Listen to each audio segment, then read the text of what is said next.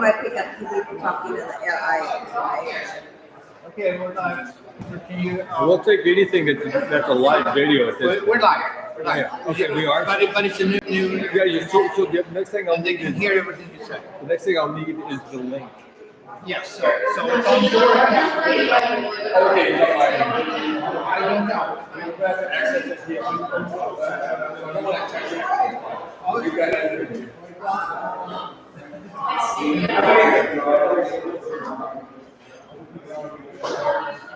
Good job, James.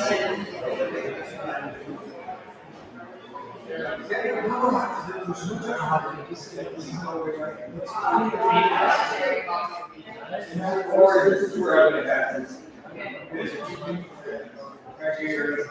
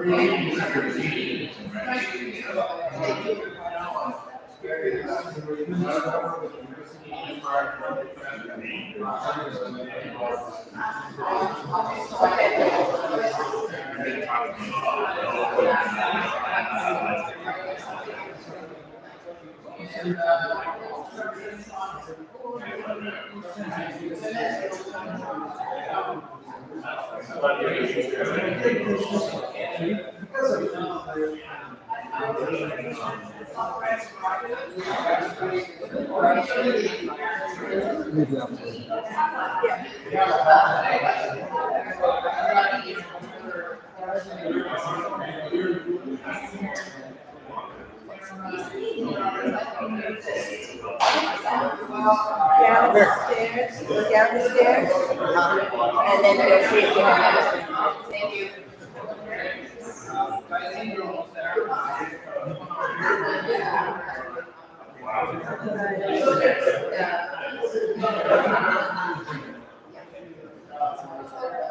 I have no idea. I'm kind of Well, I think we have the stream working now. So that's it.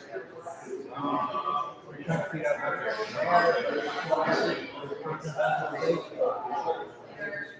Isn't there a link we can copy? No, this is what's browser. It looks like YouTube, huh? Yeah, this is YouTube Live. So this is the streaming I'm streaming right now.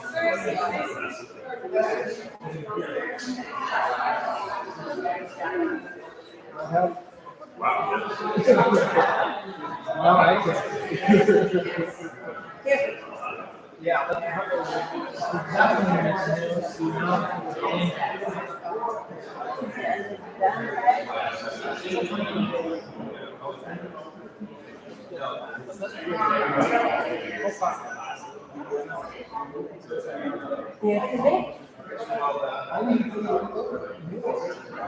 Try this.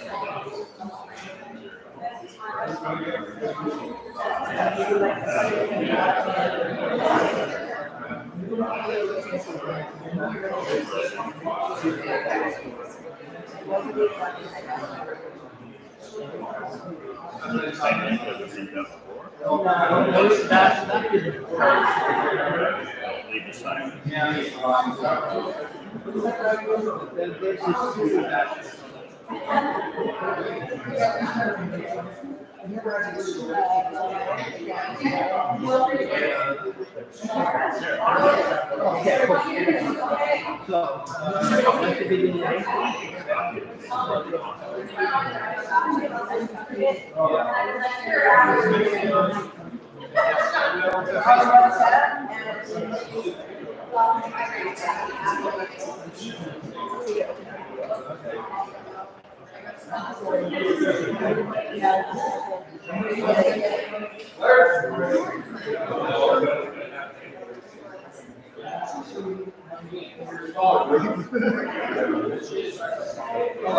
Yeah, we should have contacted you.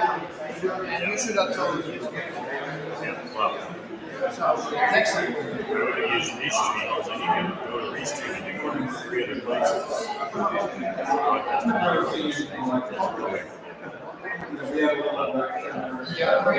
all on YouTube and you got to reference it.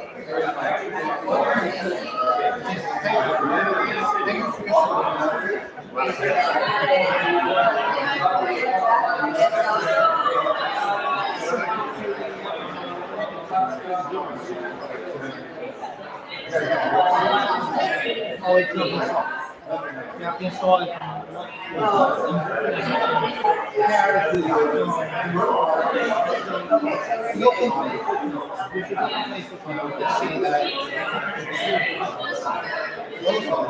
Same time. Where did you post that? Where did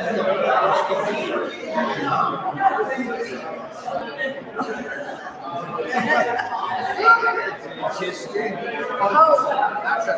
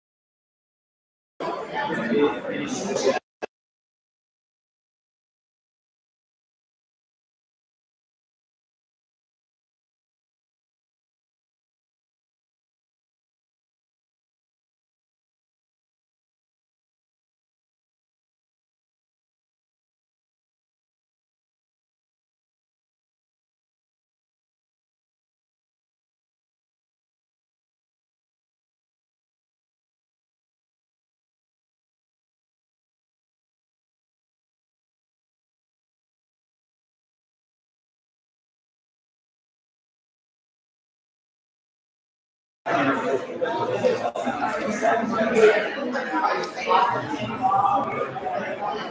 are we back on?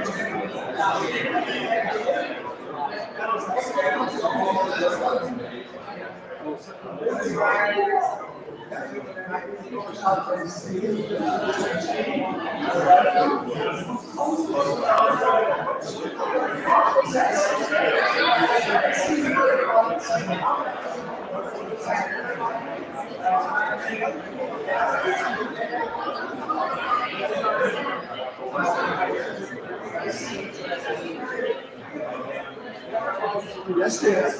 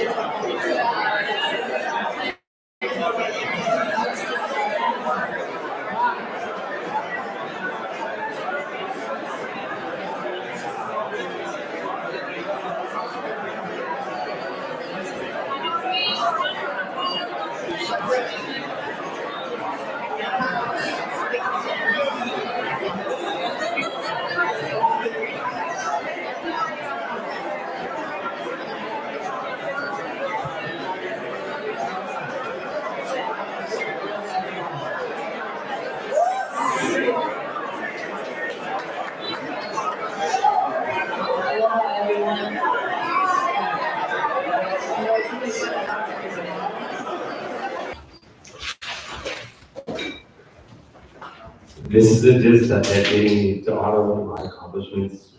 It's hand painted in the style of the 1979 Rose Bowl 40 Bowl. I've had it hung on my wall since the day he gave it to me, and as you can see, I've knocked it down a few times practicing. I don't keep it, and I don't keep taping it back together, because it commemorates anything I've done. As you can see, it's pretty hard to read now. I keep it because it reflects Ted's thoughtfulness, his time, and his love. When I see it, I picture him picking out the disc, sitting down, and making something for me. I picked an odd thing to do with my life, but knowing that someone who I care so much about put his pride and love in this object tells me that my life was one well spent. That's the kind of person Ted is. He uses his gifts to elevate everyone around him. And that's so fitting because above all, Ted is a jammer. If there's a jammer's jammer, it's Ted. He never makes freestyle about himself. All he wants to do is find the magic that happens. When two freestylers work together to do something that has never happened before, it may never happen again. He plays to make you better, and to make playing with each other better than playing alone could ever be. To play with Ted is to enact friendship. It's an exchange of joy. Of the 10 best jams in my life, at least 5 are with Ted. Of the 10 best days of my life, 5 are at Chez Overhouse, where anyone who's been knows Ted and Chrissy was the best party in the world.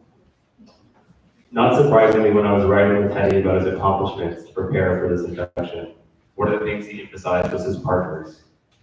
That list includes, and I'm quoting here, Alan Flashblood, Rich Riley, Scott Saylor, yours truly, I think that's supposed to be me, Erwin Velasquez, Bob Frizz Coleman, Jan Ekman, Chris Ryan, Carl Emerson, and then a bunch of other one-namers, Randy, Joey, Tommy, Chipper, Toddy, Murphy. Finally, something I admire most about Ted is that he never stopped learning. Whenever a new generation comes along at anything, some people resist it. Usually the old guard, the best of their time, still holding on. Not Ted. He embraced the new. Even now, whenever I see him, he asks, "What are you working on?" It's a question for both of us. A question for himself to find inspiration in his journey to learn, but also a reminder to me to never stop trying new things. It's just like a jam with him. Everything he does is to make us better together. I'm following his lessons now. As I watch the next generation coming up behind me, a generation I try to support just like Ted, I remind myself to be like him. Don't be threatened. Rejoice in humility. Enjoy the gift of being generous.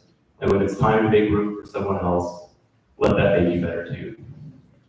So tonight we honor not just his titles, rankings, or routines, though any one of those would earn him a place here. We honor Ted, the person, the jammer, the patron, and above all, my friend. It is my great privilege and personal joy to introduce Ted Overhouse.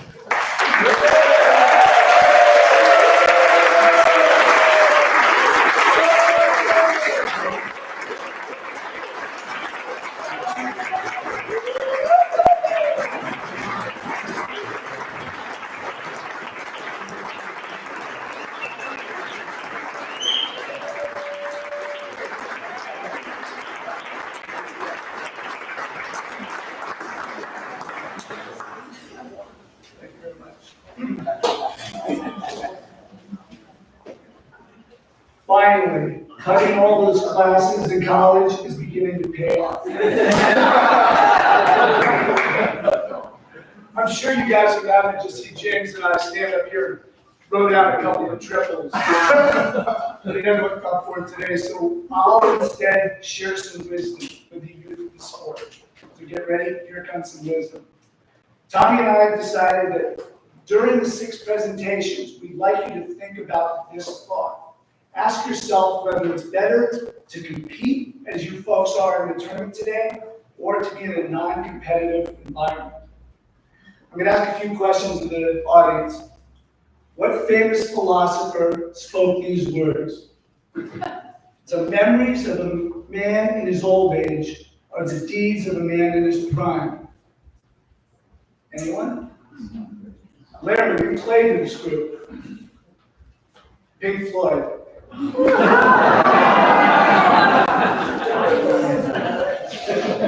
When you're young, you think that the deeds, the things that James just so eloquently spoke of, the wins, the losses, are what's really important.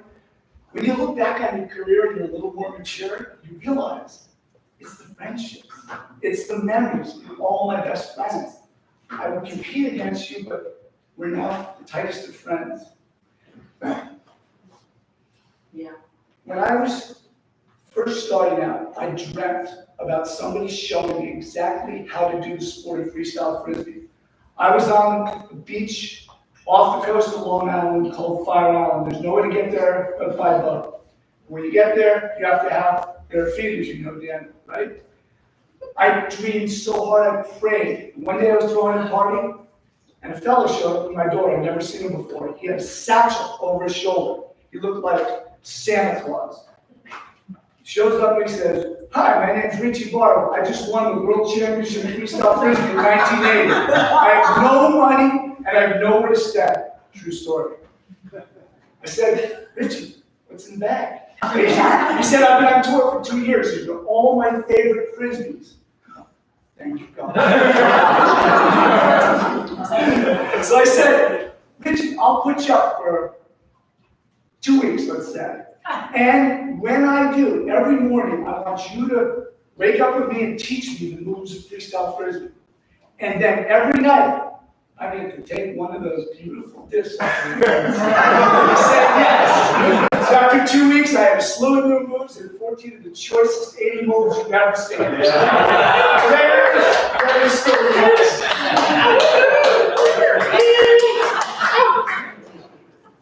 Once you learn those basics, you have to really move on and start creating your own moves.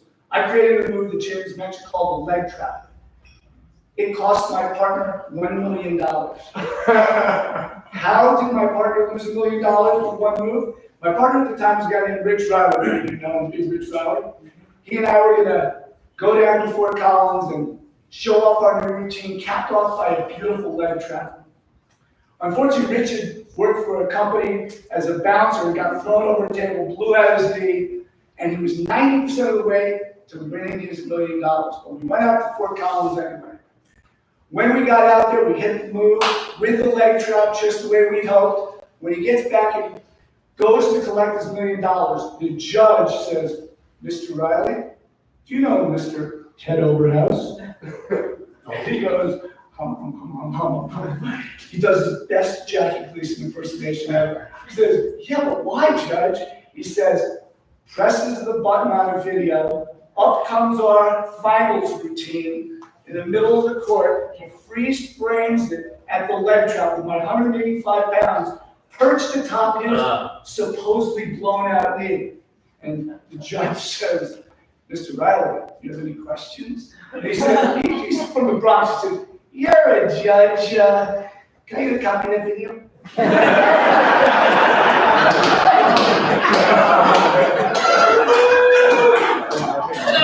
One of the Virginia states, as James mentioned, what I really wanted to do was win something called the Super Pro Chug. You've done this. It's done for speed and presentation. 1 year, I practiced up just to the Super Pro Chug. Do the figure 4, do it behind the leg, and drink 2 beers from an upside down Super Pro Chug. I was just sure to win this thing until the last guy comes up. His name was Joe Proud. Yeah. Joe Proud comes up. Now, Joe in those days had a little rat dog used to follow him around. So he takes the little frisbee, turns it upside down, puts 2 beers in it, takes the little rat dog, turns it upside down, proceeds to pour the beer down the belly of the dog and purse his lips right where the tail meets the leg. He drank the entire beer from that dog's little buttocks. I know, you can't unsee that. From that point forward, nobody ever called him Joe Rabbit. His name from there on was, What was it? Nick.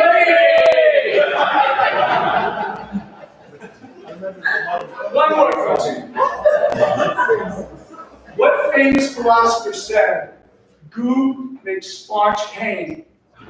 Jonathan Williams. Yes. No! Crazy John. Crazy John. Crazy John Lewis.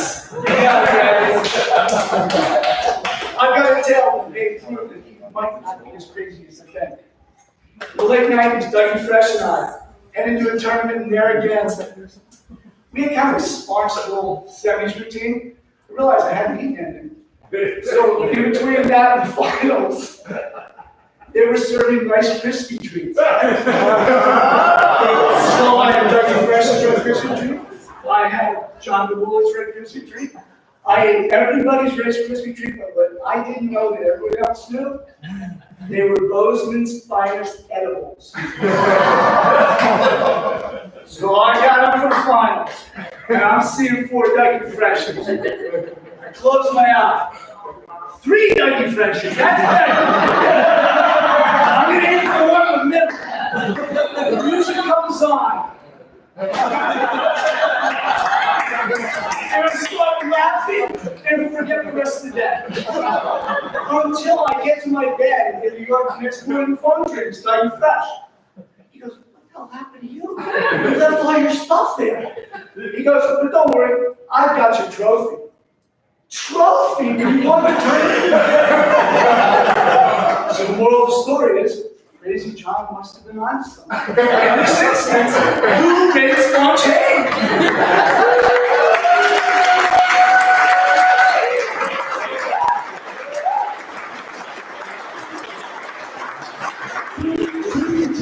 This is the only memory I don't really remember.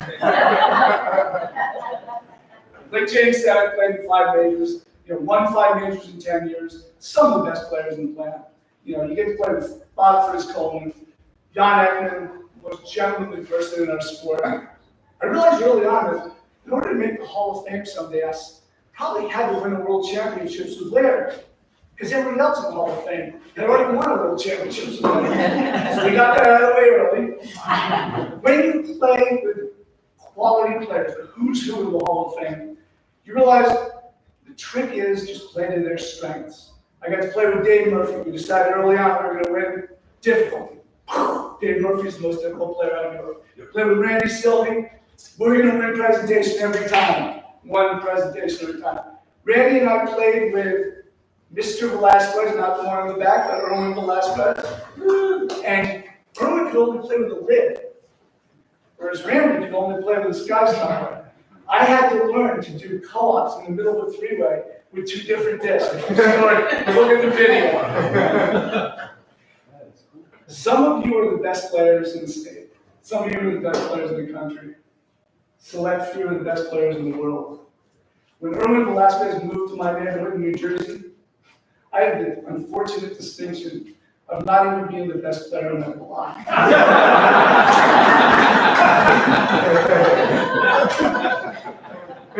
So I'm really happy. Poochie sport. I decided I wanted to become a professional dancer. I'm at a party, playing with my then partner, Scott Saylor. We're going at it for an hour and a half. There's a guy sitting in the corner, scratching down notes the whole time we're playing. When we get done, he comes up and introduces himself as Peter Pucci, the famous choreographer from Pilates. Daniel's worked for Pilates. This guy is a star. He comes up, he says, "I love what you guys are doing." He asks a few questions. Do you think you could go dropless on a stage in front of 1,000 people, paying $35 to $50 to see Frisbee on stage? Yeah, of course, no problem. I love those straight throws you do, but instead of just one, could you do 2 straight throws, skip them off the surface to each other as you circle the stage? Oh yeah, no problem, I said. This is okay. Then he asked, how about if you could slide them on the stage while you squat over and go round and round the whole stage? I didn't even know what he was talking about. I said, yeah, no problem, you got it. Scotty and I got together afterwards and said, how in the world are we going to do any of this? We're going to take out the dentures and this is McGillicuddy in the front row every time. Right? But we had to get past the interview/audition. Real professional dancers were competing for this. The actual Rockettes, you know, the ones with the legs like this, they had massage tables, masseuses, leotards, toe shoes. Scott and I came prepared. We had bare feet, white beater t-shirts, and a cracked glass to disc. That was it. But when everybody saw Frisbee, they loved it. They put us on the team, and we worked for 8.5 months to create an 8-minute routine, mostly with 2 discs, triples in there, gatosis, the whole 9 yards. It was a fantastic experience for me and for Scott. We took it on the road for 5 years, had a residency at the Joyce Theater, and it was one of the best things I've ever done. Peter insisted that we get paid to perform on the stage and also just to practice. He paid us by the hour to practice. So the more hours you practice, the more I'll pay you. Can you guys imagine this? It was the best thing. Cutting all those classes in college, certainly if you got the day off. All right, final one. All-Star Thursday. One of the best things we've ever done. I'm at a competition about a year. Joey got me, moves back to the East Coast. The tribe in New York had grown to about 20, 25 people. Really good sequel. We decided we needed a non-competitive event. Something that's going to actually bring people into New York to play with us. We wanted to spread the jam to other people. We wanted them to enjoy the scene. Just imagine being sent a plane ticket, called by one of the New York City boys, and we're going to fly you in to New York on our dime.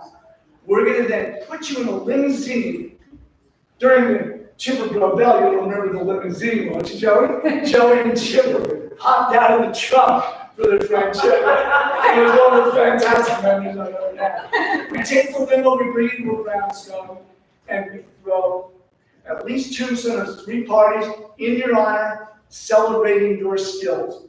One of the best things that we've ever done. Last question. What philosopher said the Village Vanguard to All-Star Thursday is where it should all happen, and the tribe itself within New York is the best freestyle Frisbee group in the world. There's a person in this room who actually said that. Skibby!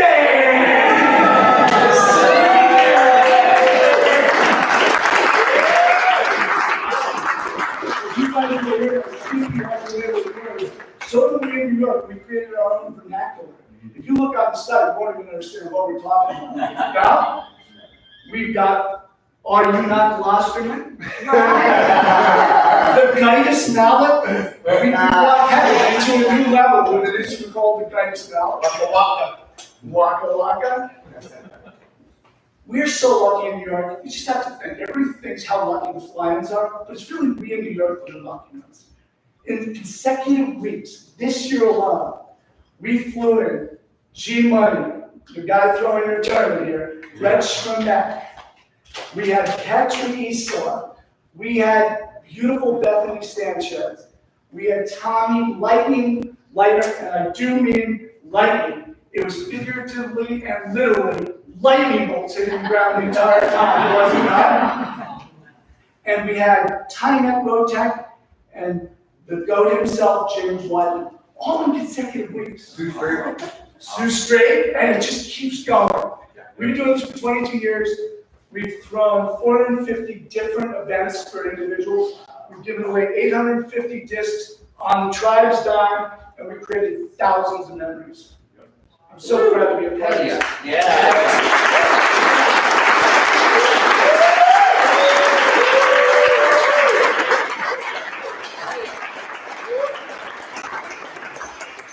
I have one deed that I'd like to accomplish today. In order to grow the sport that we love so much at Freestyle Frisbee, you need a well-funded parent organization. As many of us know, we haven't had that in decades. So I'm going to do something about it. I'm going to make an immediate $100,000 donation to the FPA.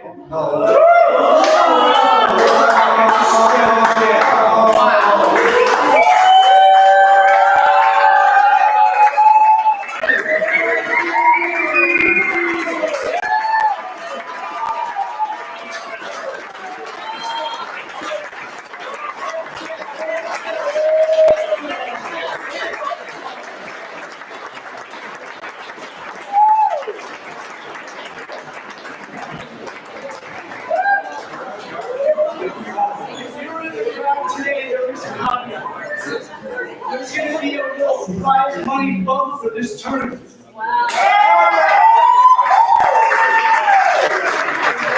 Daniel, I see the tears in your eyes. We should have more tears. We're going to fly you to Japan. To be with The 50th Japanese Open in Scott Stokely and tour Japan and spread. Spread the cheer.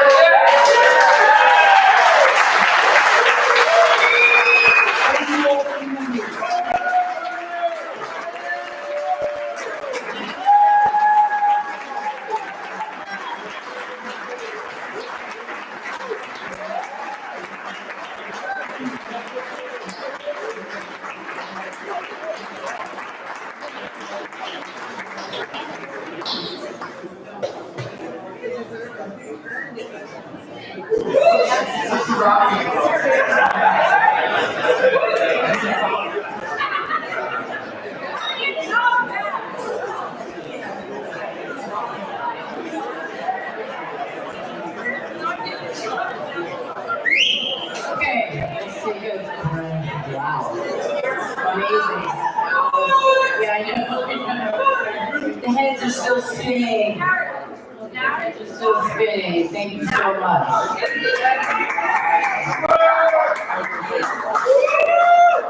So the next person, we're actually going to go across the U.S. continent to recognize from Santa Cruz, California, USA, Tom Shaw.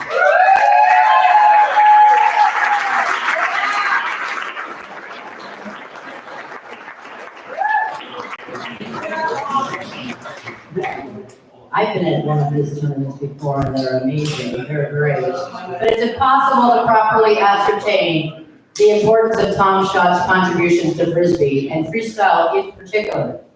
To all who were there during magical times of the fabled World Disc Tournaments, it will forever be cherished as a foundational memory.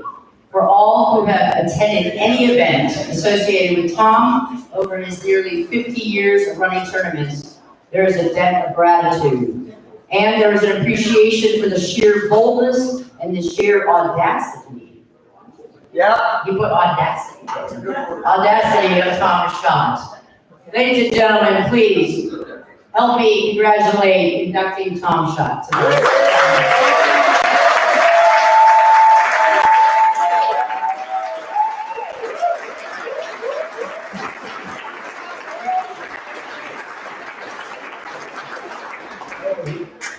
Whoever's got the clock going, start it right now, and use all my 20 minutes.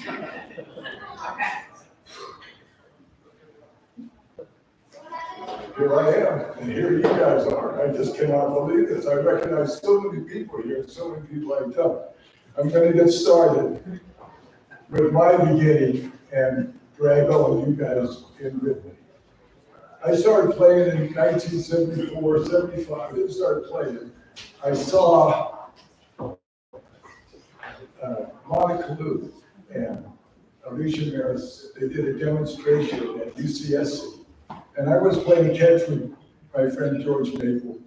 We had these black masters, and we were just having fun playing catch. And we started running after it. So, but then this little exhibition showed up at UCSC, and here's Monica Lou and Alicia Maris.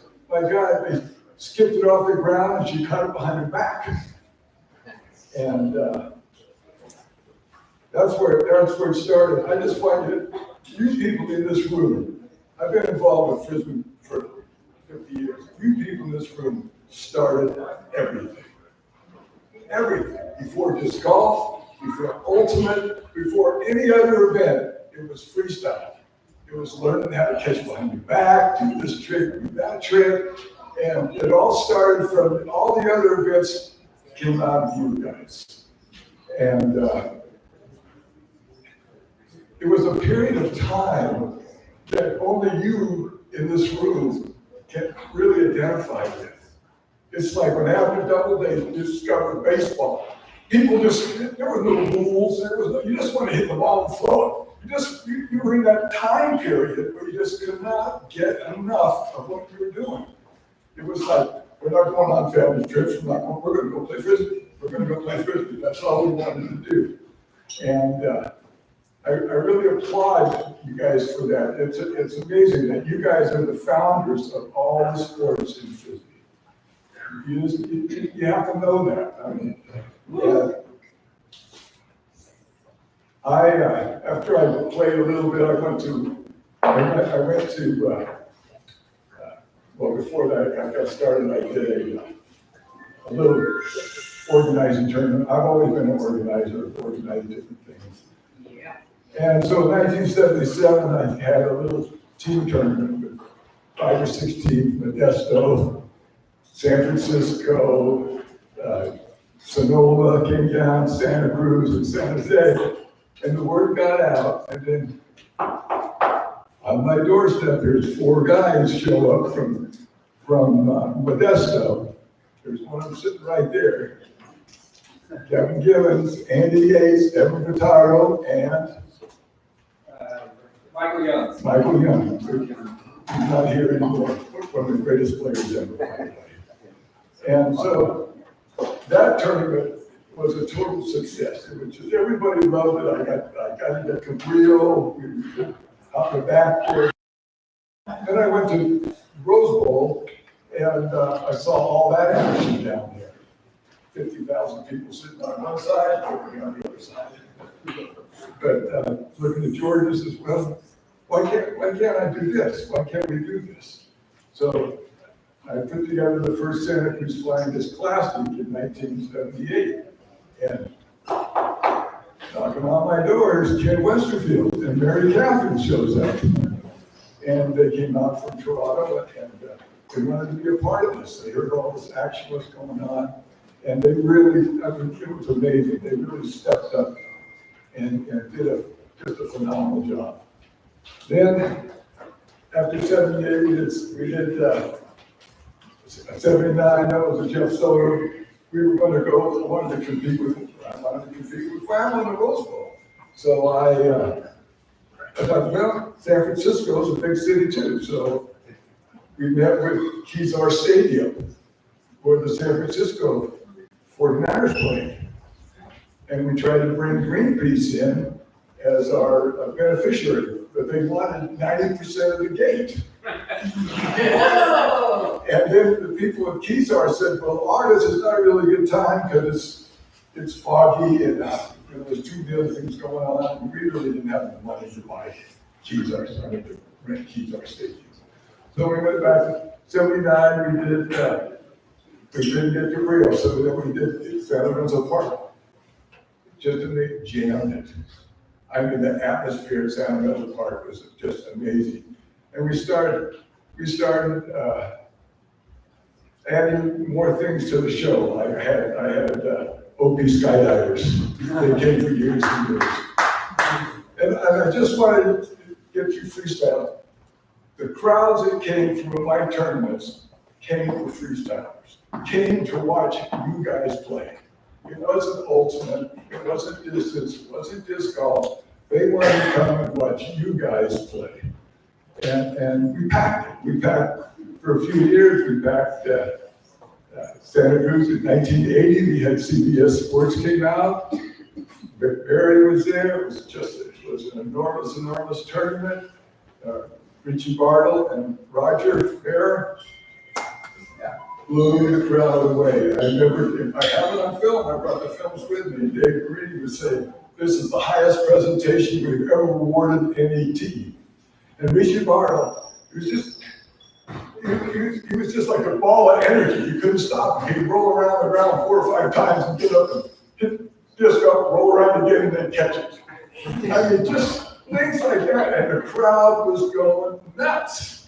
It was just a different kind of, it wasn't all that difficult stuff. It was a different kind of presentation that was there, and it was phenomenal. And then in 81, Skippy brought out something where we remember this routine where we had the semis at San Lorenzo Park packed again, and skydivers coming down, and we had, was it Connie Bond? Connie Bond and Jeff Feldman, we're doing a routine, and the crowd's going nuts with the routine. The crowd's all dancing, they're off their feet, they're dancing, and the skydivers come down right at the same time. It was an amazing thing. And then I watched, before I came here, I watched the 81 thing, where I was watching Mark and G. Kirkland, and I was watching Skippy and John Jewell. Enormous performances, crowds packed, the 150-foot sandwiches going on. The sandwiches are a big thing. I always want to incorporate more stuff into my events than just freestyle or just sports. So that was a big deal. And then 82 was that was the year with Doug Brannigan on the cover. Colorado Coast came in, they just ignited Frisbee with their Star Wars and all their music and the presentation and all that. That was really cool. And as I'm going through the years, then the Green Factor got into me.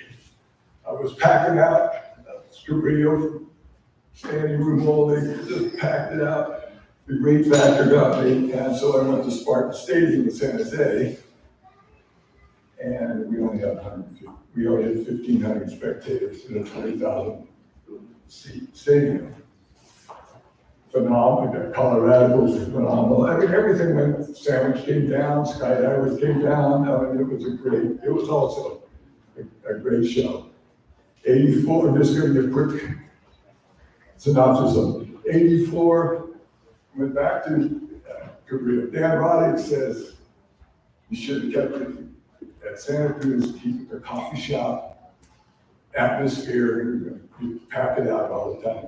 So in 84, we ran up against the closing ceremonies for the Olympics in Los Angeles. And Lionel Richie was playing 100 pianos going on. I mean, we didn't get anybody. And I couldn't pay the prize money. It was a disaster. In my book, I wrote this book, and in my book it says, if you read this book and I owe you money, you'll know where to find me. So, not much. Ron Heisman ended up paying us. Because I made the finals, my first finals, and Ron Heisman was growing weed. Hey, no, not everybody. John Lyons, remember, still says I owe him $30. So, I'm watching, I was watching the videos again with the crowds and everything, and God, I miss that, I just miss that energy. It's a period of time that it's kind of gone by. I mean, we're still doing it. The entrepreneurs are coming in. The disc golf is a whole nother story now. Ultimate's a whole nother story. Freestyle, this $100,000 right here is the entrepreneur you need.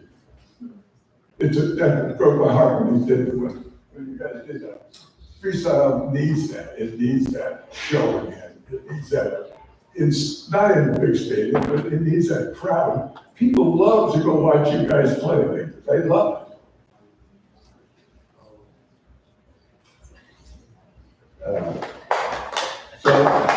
Yeah. Come on. Thanks, Tom.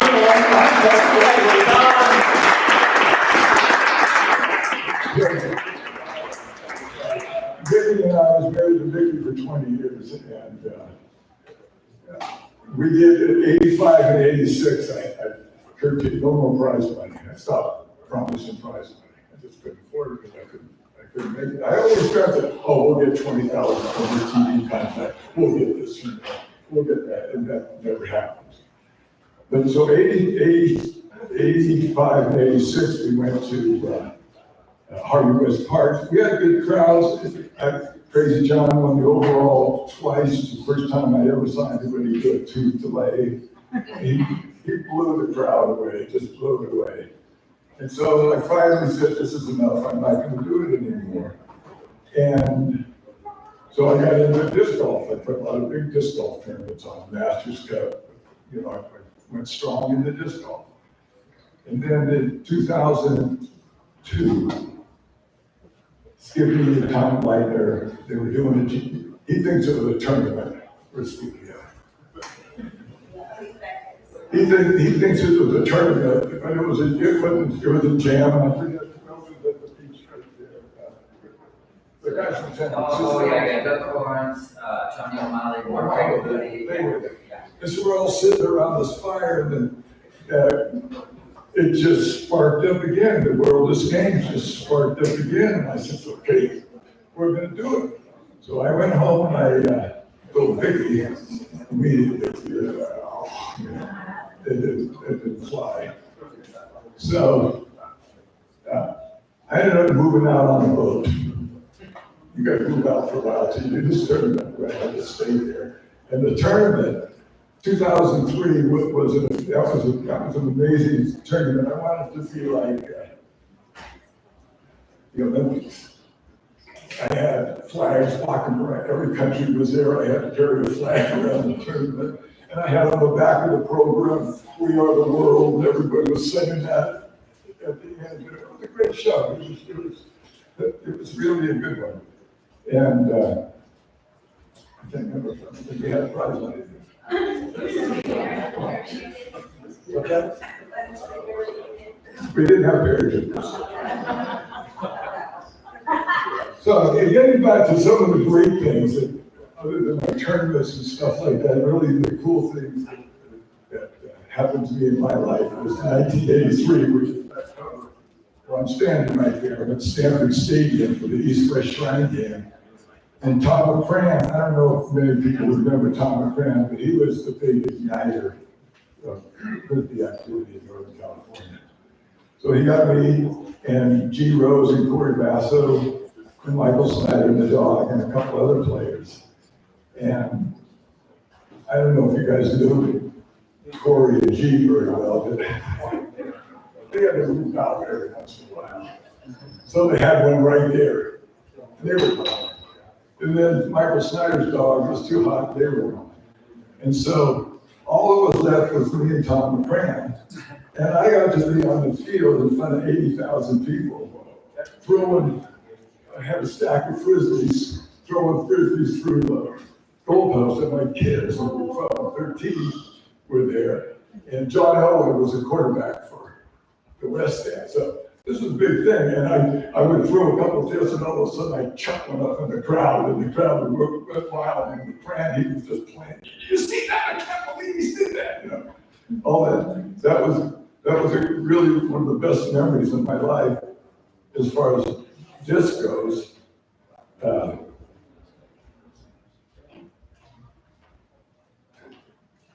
I went to the Seattle, this is a little negative on you guys now, a little bit here.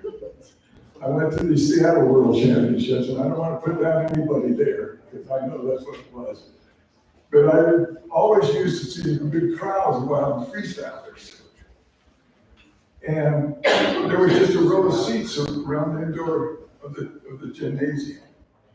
Like one row of seats, there was hardly any spectators.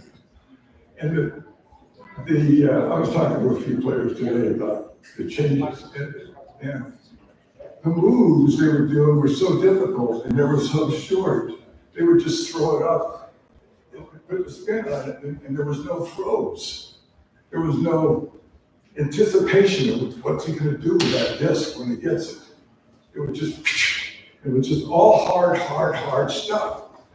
And I just thought we kind of missed that. We missed that space. We missed that throwing those great throws.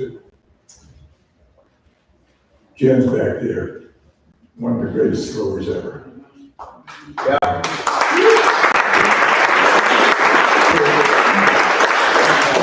I hope that returns into the freestyle competition, because people want to see that. They want to go out, they want to see what's the anticipation is a big thing. Like when a baseball player hits a ball in it, they're going to go over the fence, they anticipate what's going to happen. And let's see what else I want to say.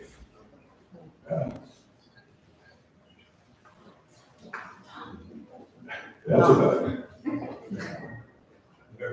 20 minutes? Peace, brother. No, 0. 2 minutes left, 2 minutes. About 2 minutes.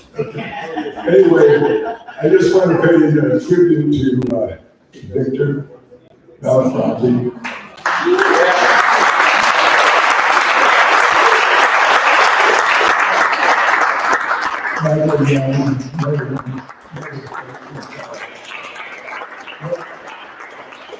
And John Kirkland comes to my house a couple times a year.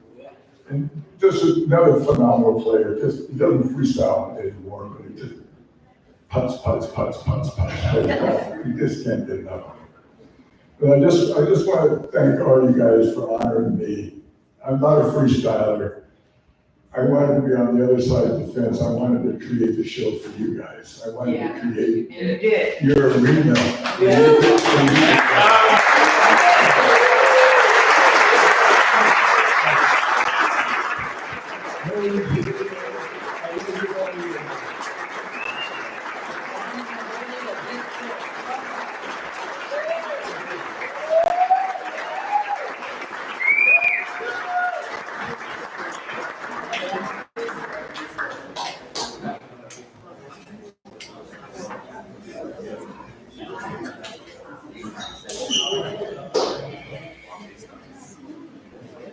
Thank you and congratulations, Tom.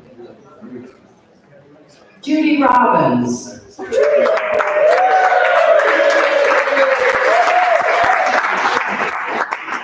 Personal note, Judy and I have paired a number of times. We were talking in the Uber that was taking way too long tonight to get to us about down to London. Remember when we played at the Good Fit tournament? 9. Judy Robbins was introduced to freestyle disc during her high school years by the New York Jammers that were playing in Washington Park. She learned the nail delay during college and advanced her skills in artistry in Boston on the Charles River at the Hatch Shell Field, practicing with the dedicated group of Boston Jammers, later who were collectively known as the Freestyle.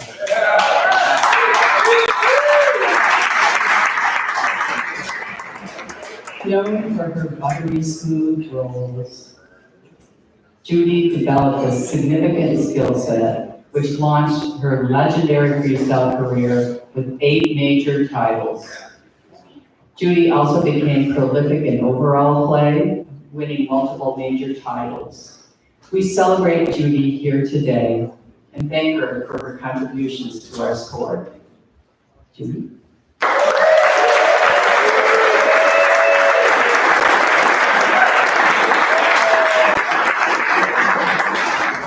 I don't know how to follow those. With 100, I don't have $100,000, I'm sorry. I'll give you 10. I had to write my script because some of us know how winded I can get. So I wanted to be precise and certainly know that we have a time frame. So I brought my tissues just in case, Daniel, if you need any, So thank you for this recognition. This means so much to me, especially as it comes from the people I admire the most and respect so much. I want to thank some of my family who made the trip from Maine and Boston right there.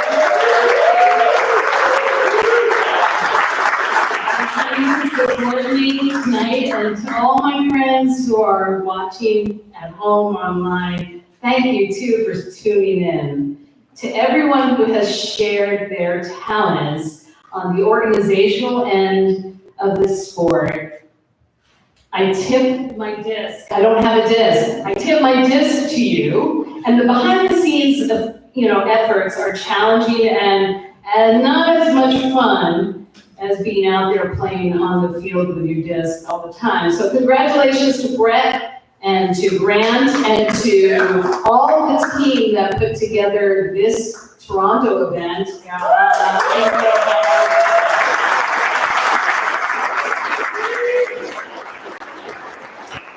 Okay, more thanks. There's going to be plenty of them. Thanks to Skippy, Kevin Gibbons, Skippy Jammer, Bill Wright, Tom Leitner, as being past, present, and future guiding lights of our sport. I applaud you guys loudly.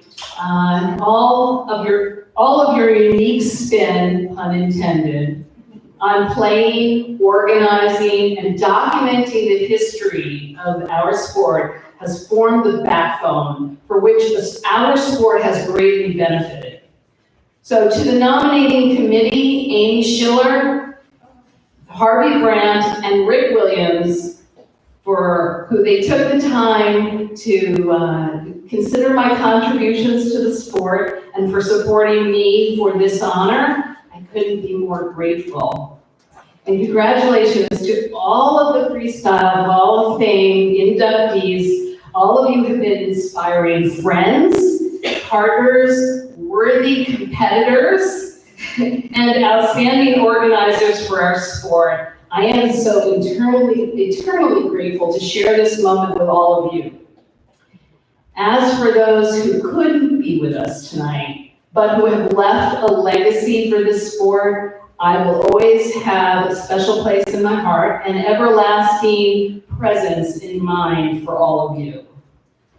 My Frisbee journeys began in Queens, New York. I'm another New Yorker. In the mid-70s. I was about 9 years old when my oldest brother and myself went out in the front of our house and we would skip discs in the city street. And I learned how to deflect the disc off the city street to my arriving partner here, or his hands, my throwing partner. And you could say it was a love at first flight. The nail delay was in its infancy, and I wasn't even aware of it.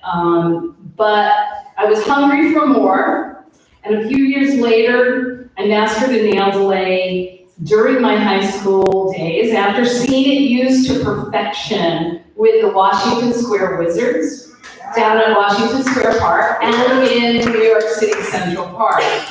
The original jammers in New York City inspired me, and yet they likely didn't even know I was existing as a spectator and as a fangirl.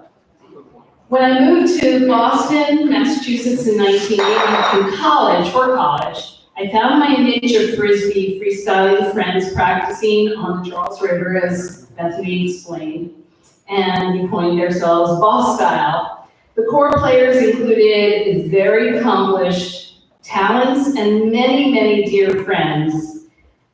The field was always teeming, and we hosted disc players from near and far, and would become my training grounds for the next 5 years. We all stand on the shoulders of the freestylers that are in our sphere of influence, and all of these special folks shaped the freestyler I would become. Little did I know that an even larger community, freestyle community, would influence me further. A good example of this was in 1981 when Jens and Erwin Velasquez came to do a demonstration in Boston at Filene's department store. I had only heard of their skills as players and as a team in the late 70s and had never seen them either compete or play. The Boss Style Jammers sat right in the front row, of this 8-foot stage. It was really tiny, and we were completely mesmerized by Erwin and Jen's abilities. I was especially impressed with the pinpoint accuracy of forehand mac throws that hummed across the stage with lots of spin in that small space. Also, they pulled off so many complex combinations, all while trying to keep it low enough because the ceiling was so low and it would have stopped the trick. Their skills absolutely blew my mind. The phrase stage mac was forever coined because of that demonstration, and I knew then that I needed some of those particular skills in my own arsenal of tricks, so I got busy practicing and developing a stage mac and lots of full contact body rolls. The next 2 decades became a labor of love, joy, and some wins after I learned how to better control the nervousness before and during competition. Rick Williams and I played in mostly open division competition, and we had some successes on the state level. I give some people here. But we won't name names though. But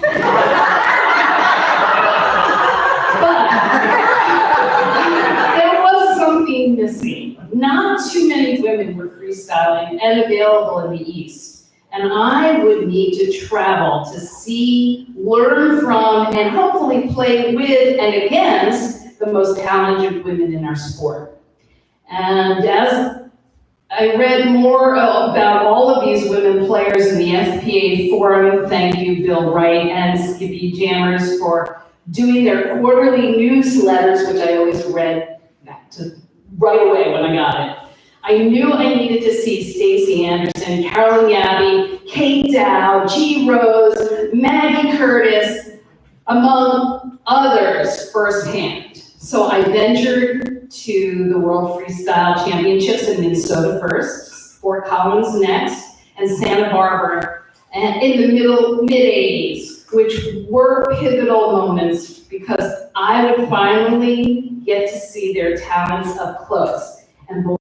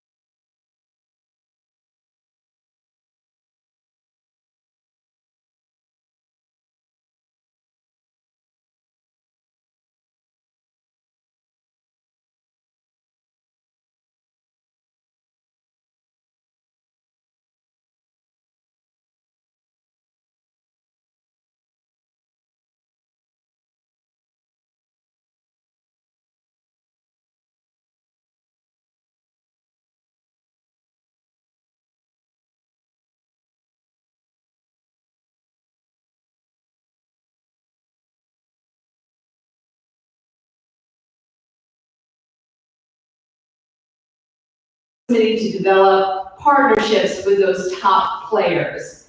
I moved to Washington, D.C. for graduate school, which gave me ample opportunity to play at the Virginia State's overall championships. The hotly contested open-only freestyle division format.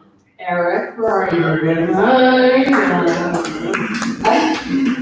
At that event was where I had to step up my game. And I would be fortunate enough to win the title in 1987 with Rick Sager and Harvey.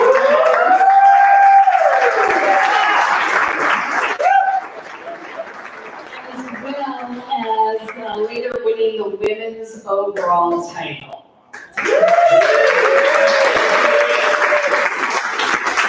When I moved to Arizona in the early 90s, my tournament director skills added to my freestyle and overall practice. I ran the Arizona State Flying Disc Championships as the tournament director for a few years, and Harvey Brandt was my right-hand man for that. And then we flipped the script, And he became the tournament director for the next 13 years, and I was his right-hand woman in that role, supporting. I was blessed to have Harvey, Wayne Marcus, and others as superb freestyle partners and disc talents there to keep me going. One year, I remember having to play in and officiate 24 open teams. The best of the best were there, and I was lucky enough to win 1 year with Wayne, and that was even more sweet.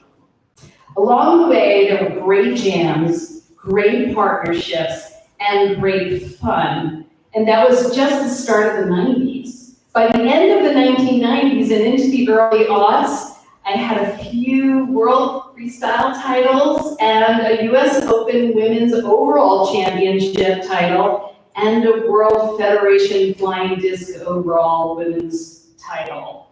That was amazing.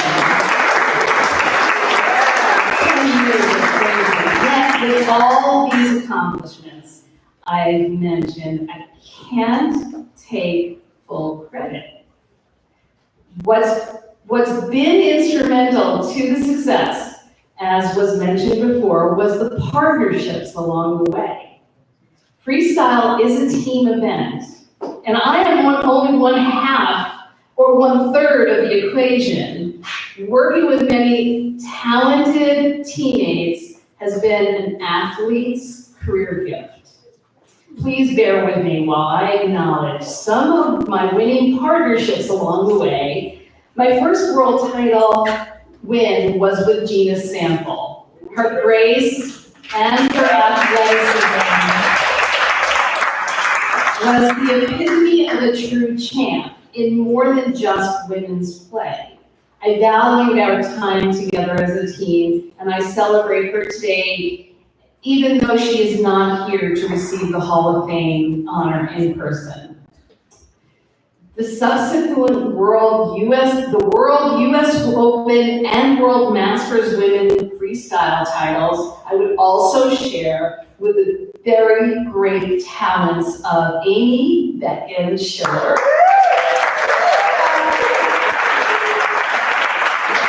Stephanie Porter-Sanchez, Annie Graves, and Mary Jorgensen Lowry. Each of those wins had its own special meaning. Likewise, the tremendous talents of my mixed pair partners, I haven't even mentioned, but they're all there too. Even though I fell short of a win in that category, my partners and I came extremely close many times over. And these very talented and patient men were the very glue to my nails. I'm eternally grateful and honored to have played with, and this is in no particular order, but thank you to Tom Leitner, Mike Conway, Rick Sater, Erwin Velasquez, Janet Cameronese, Dave Lewis, Dave Murphy, Dave Schiller, Steve Haynes, and Larry Imperiali.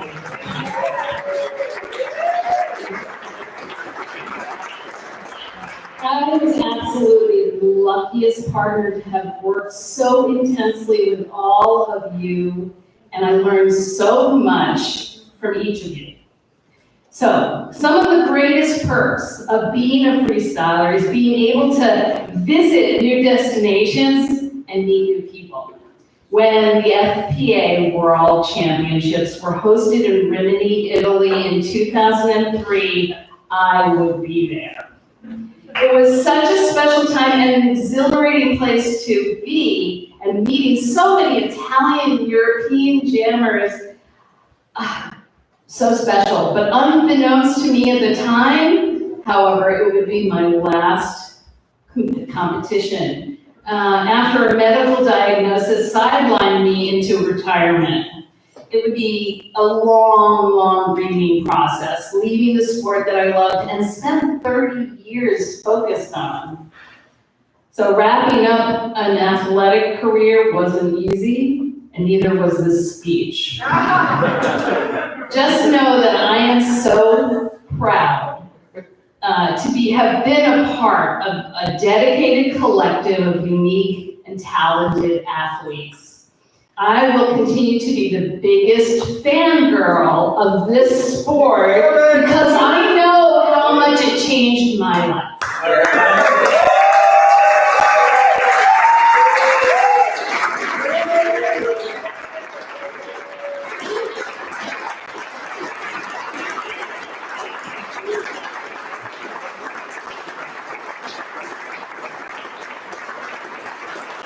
I know that the word play is the best way to bring internal happiness, and I am blessed that I found that through freestyle.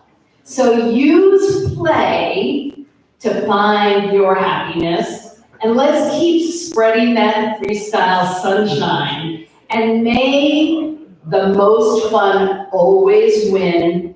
Thank you for this honor.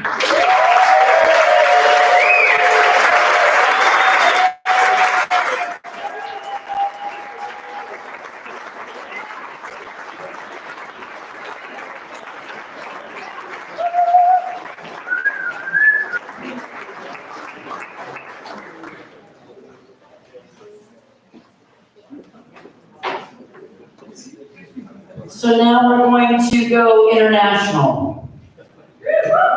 So I can tell you the height difference between Judy and I just. International, so I have a quick story. This is gonna be a little bit of a longer bio, but I have to add my story because week and a half ago, I played in the USA Ultimate Nationals Masters Ultimate Old Lady League, which is sort of an older lady league, in Nationals in Colorado, and this new woman is on the team, and she's from Switzerland. And this division is 45 years old and older, right? Sky's the limit on this division. And this woman is here, and she's from Switzerland, and I say, nice to meet you, Simone. Do you know Reto Zimmerman? And she looks at me and she says, of course I know Reto Zimmerman. He taught me how to play Frisbee when I was 12 years old. So just within 2 weeks ago, there was a small world phenomenon as I very joyfully introduced to you and give a little bio of our Switzerland megastar, Reto Zimmerman.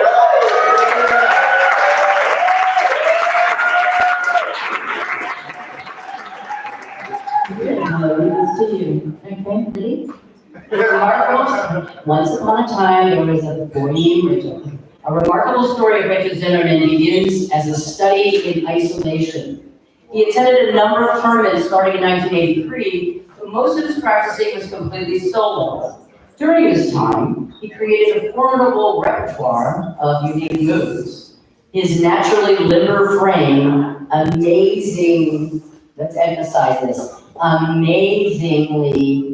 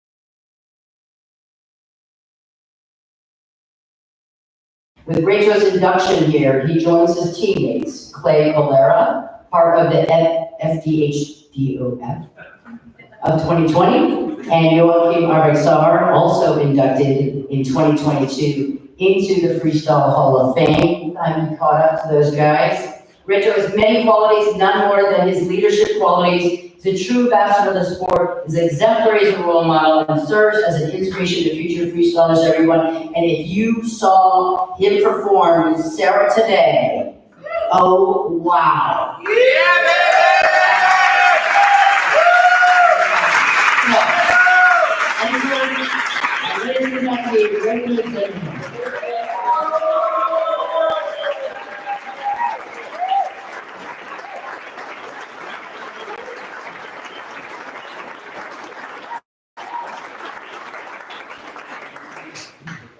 Please give me 10 minutes more. Try to be short.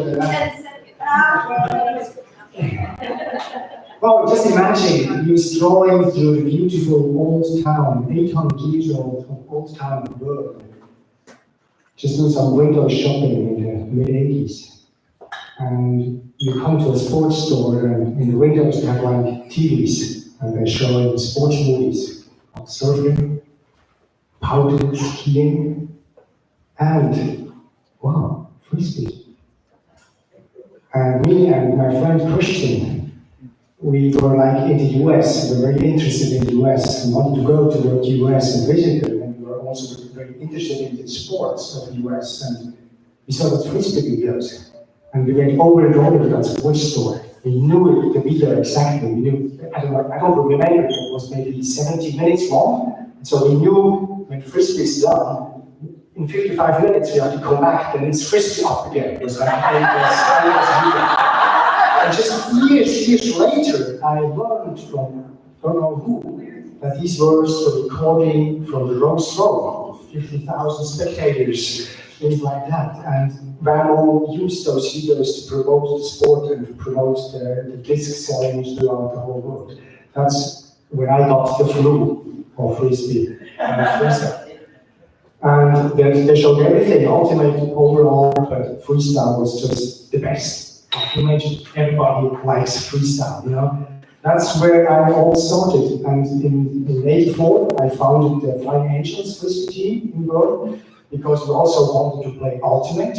Just before, we were just Christian and me playing frisbee, and we created our own frisbee Olympics. Sometimes we had 1 or 2 guys more to make distance and accuracy and everything. And so we founded the team Flying Angels to play ultimate as well. And in the 80s, I was also very interested in playing ultimate. But then the first overall tournament was '89. Ultimate just happened once or twice a week in our club, and I just wanted to do more. I wanted to have more competitions, so I started playing overall as well. And in '89, I have my oldest friendships.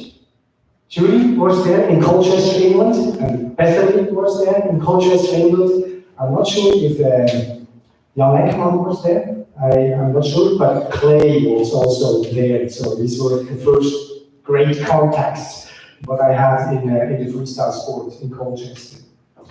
And I was lucky enough to win accuracy against Sam Farrant in the finals. Very tight, 17-16 final. And that was a big surprise, my first overall, and already took a title. And this was a big door opener for me. After this, I was able to teach at the physical education at the university, and I was able to do my master's thesis, to write a textbook about frisbee for students, to learn frisbee, everything. I adapted every event, every discipline for children, for kids. And so this was a great thing. In the 90s, I gave a lot of courses for teachers and sold discs, and made a lot of shows with freestyle. So this was a great thing to win that title. And in the 90s, overall was my focus. And the people who know me, they know I was a good discathlon runner. I had 3 titles in discathlon. And had also a full method set in accuracy, so because I was a good thrower with this alternate and everything. But freestyle was always in my heart. So, a second thank you. So, first thank you was Christian, my best, closest friend in the 80s, that he was teaming up with me and creating that frisbee virus and that frisbee team. The first big thank you was Skippy, because in 95, I went to I was thinking about 95 and 94, I went to Santa Cruz, my first FPA. Nobody knew me, but you invited me in your house, and you showed me around, and you helped me find partners because nobody wanted to play with me, nobody knew me, you know? And, but I sucked that. I lost the first round and I didn't make no cut at all, not in cold, not in pairs. It was a big frustration, but big frustrations for me was always a big motivation to get better. So I stick with overall until 2001, Santa Cruz, no, 2001 San Diego, but played more and more freestyle. And in 97 I went to Hawaii. And it's my second big thank you to Regular, because we were together from 89, and she gave me a lot of free time for frisbee. She let me go many times. I mean, in overall, it didn't work out very well when she came with me, because the whole week, 7 different events, we focused, there's a lot of time, I dropped it alone. But then in 97, we went to FPAs together, and I think she also enjoyed the company, the friendship, in the freestyle family, and she came with me to the FPA tournaments, and that was a great thing, and a big thank you to you. Thank you.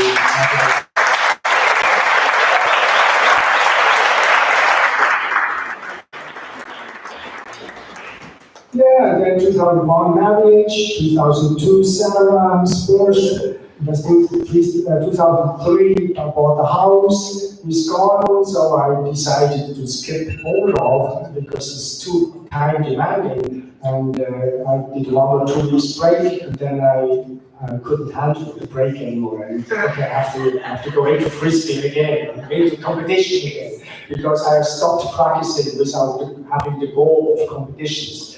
And of course, what should I do after overall? Well, the thing I always loved the most, freestyle. So let's go focus on freestyle. And that already started in the late 90s with Paganello, the tournament in Italy, and on over the Easter. I think we've been there 20 times. And the guys who experienced Paganello know what I'm talking about. I think Paganello had the biggest emotion ever, because this audience in Italy, it was always huge, and they put the semi-final in the biggest discoteca in Europe. They told them, at least they say in Rimini, the L'Altro Mondo, midnight, Saturday midnight. So it's a long wait usually to play there, about between 1,000 and 2,000 ultimate players, half of them already drunk and party animals. And we played freestyle there. And it was every year, it was just like adrenaline soaked. I mean, just like amazing atmosphere. And 1 year it was peaked when I played with Zune. And there were so many Norwegian and Swiss ultimate players there, and they were so loud, and the music was so loud. I remember how we started playing, and we had a routine. And after the third call-up, Suna was watching me, and I read him, and he lost. And I'm not exaggerating. I was this close to him. Shout as loud as I can. Next call, so like this, let's say, who's calling? Okay. And after the he didn't understand. I recognized he just chanted, but he hit everything. He just hit everything. And the phone, they went nuts. And after the show, he said he couldn't even hear me.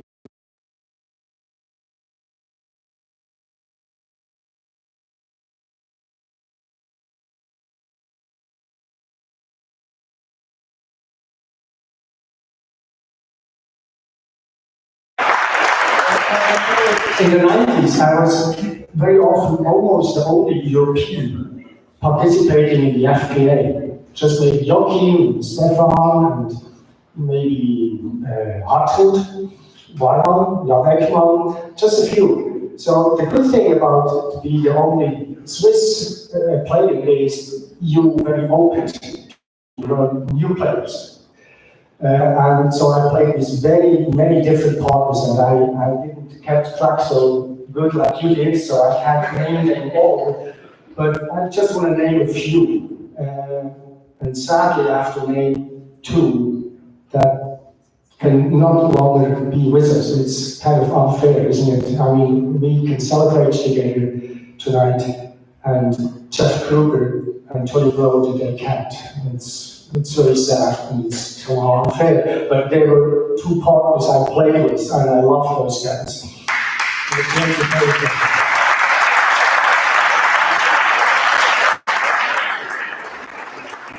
I want to mention Paul because we have like a special relationship, I think. But he confused me, playing with him in 2003, I think, or 2004, in Rimini, something like this. His angel change, spin change, that was difficult to handle. But we did pretty well, I think, pretty well. I want to mention Tommy. I was playing 20 years already, but it was incredible how much I learned from you, to work on the details. The angles, the wind direction, and everything. That was great. But another very great thing was that you came to my house and we did a train ride up in the top of Europe destination. You came to my house and we did a great hike together in the mountains. And this is another part, not just competing against each other, but playing together just to have like a private and personal life together and a friendship. That's something that's really important. And then, last but not least, play at Yorkie. From 2007 on till 2015, I played with them. And I remember how we started. I had like new ideas to make co-op routines with 2 discs. I knew the Colorado Kills played also with 2 discs a couple of years before, but I think we invented somehow a new style, how we switch those discs to 2 discs, they circle and change partners in a very complex way. And I just remember we were in Bern, and the ladies, Louis and Regula, they were shopping in the city. We had the gym, and we were walking and play. And Joachim, they didn't really believe that we can make this routine with those 2 discs throughout. And we were practicing mid-run through. We were up to 16 to 20 drops, and we're not sure if we keep the concept or not. And the ladies came back from shopping and said, okay, will you give us a chance? Sit down, say what you think, and watch the routine. And we went up to four drops. And from then on, I said, okay, we can do it. And that was the routine to win the World Championship in 2008 in Bologna.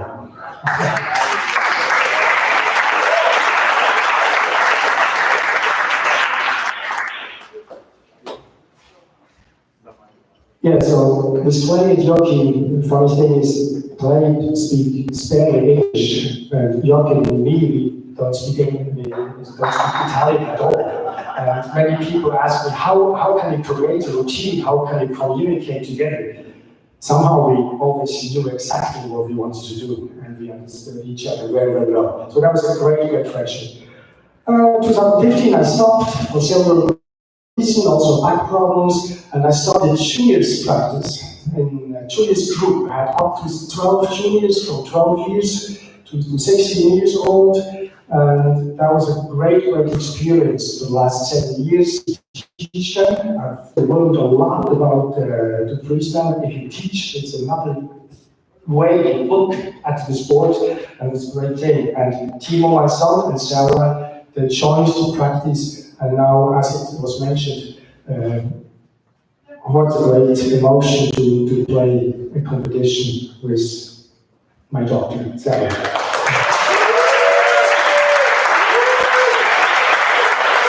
Thank you, Sarah, and Timo for joining that sport, and I think I love it.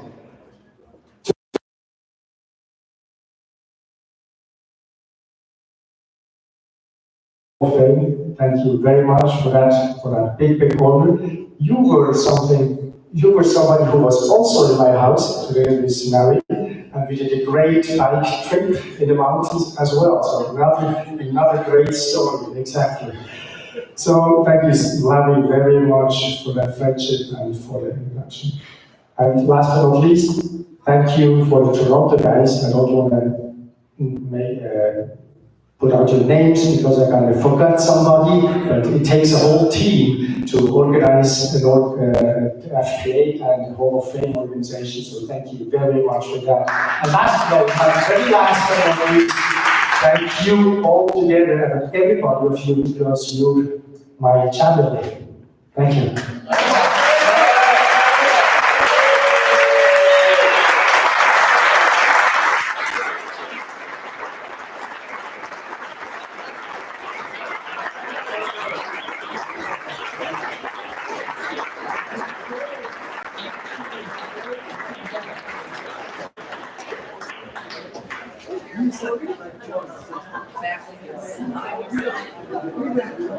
Wow. Congratulations. Well deserved. Next up, Margaret, as someone knows her as Muggs or Muggsy Curtis Simpson. On a personal note, in some ways, Margaret brought my husband Rodney into my life.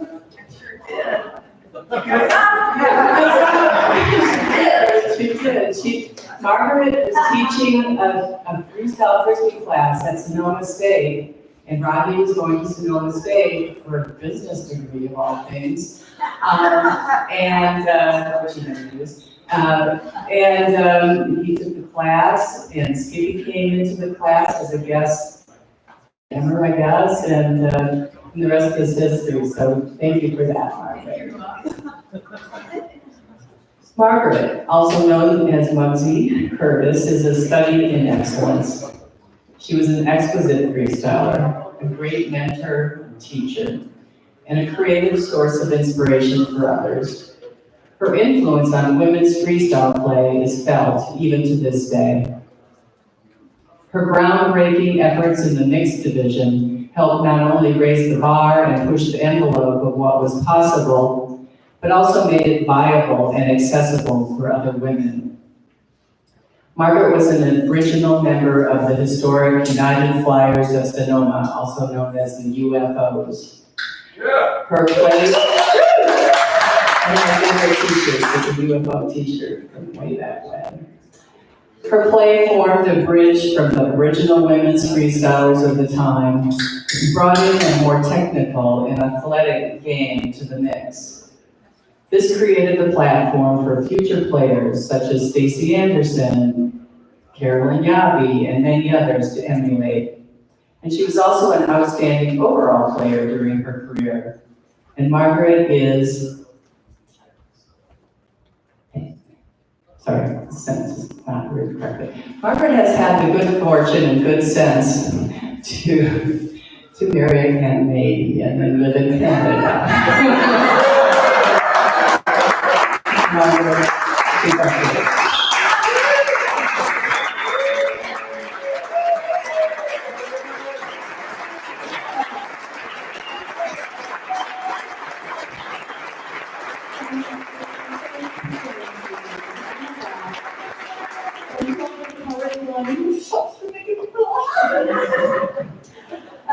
This is hard because nobody should go after you. You should be last. Absolutely. Judy, nobody can top the most fun wins. You have bigger dimples than me. I know they love the freestylers, but Tom, they love the dogs every turn up. And I'll never forget this old lady coming up to me saying, "Oh, your mugs, that's so cute. I had a dog named Mugs." And Tommy, I don't know what you're gonna do. And this is my very high-tech speech. So first, just thank you. I am officially Margaret Curtis, AKA Muggs, AKA Muggsy, and now Maggie Simpson.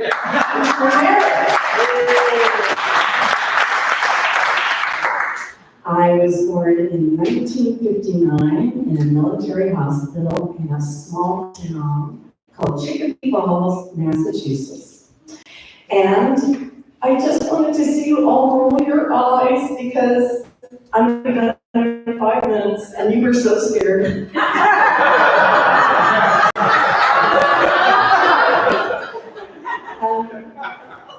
This is wonderful, but what I've got to say, and what Tom said, I am so proud to be a member, not the freestyle community, but the United Flyers of Sonoma.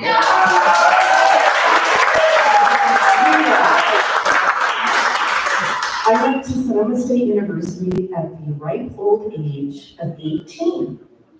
I had no friends, no contemporaries, no peers. And at 19, looking for friends, I took a PE 101 class called Beginning Frisbee Skills, taught by G. Rose and assisted by Marian Bowman. I attended my first UFOs club meeting in my Grateful Dead tie-dye t-shirt. And then I saw Corey Basso and Evan David freestyling on the lawn. And my jaw fell open. You can do that with a frisbee. You can be fully athletic and strong, yet graceful. You can choreograph moves, but you can also completely improvise and be spontaneous. You can dance with the disc. And I knew that was what I wanted to do. I had found my tribe. But I want to tell you that the UFOs were so much more than freestyle, even though that's what we're celebrating. As a club, we embraced all the elements of disc sport. We developed new players through the university sports program, where I became a teacher. We produced tournaments with MTA golf and distance events, and we encouraged each other. As a club, we traveled to Humboldt, California together to compete in an ultimate tournament. World Championship freestyle players playing ultimate on a team. When have you seen that?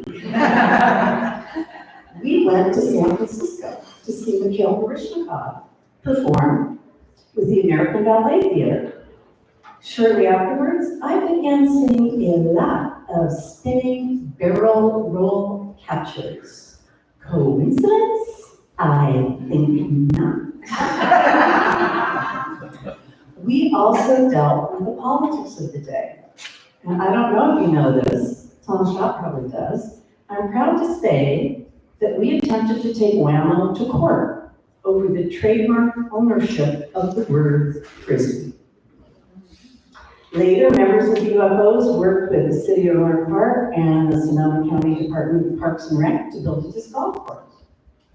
And I am the 5th UFO to be inducted to the Frisbee Hall of Fame.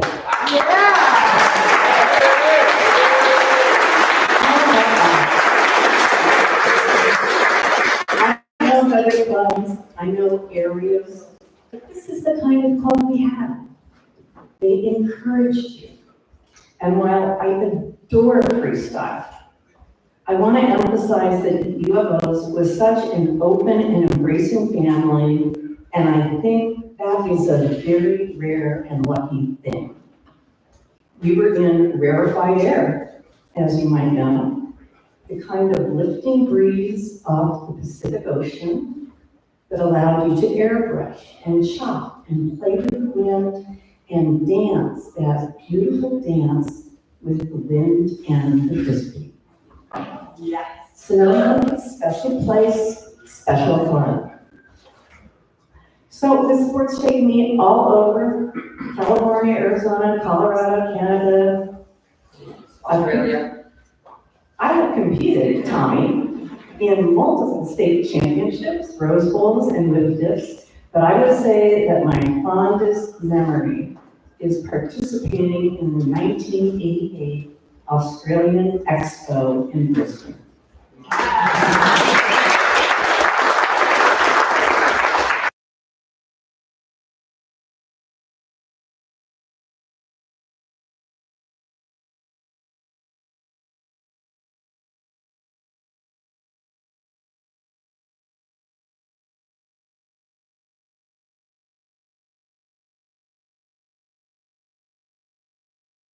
I simply lit up at the possibilities.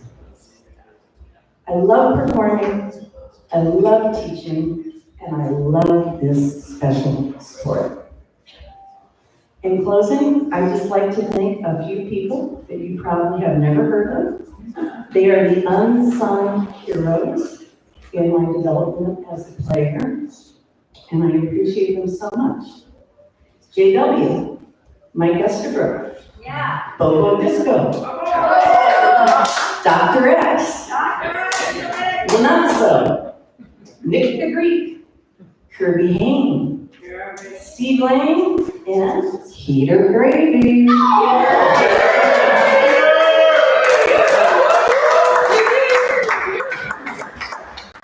Everybody matters. This is really an honor. Thank you. It is so appreciated. Thank you.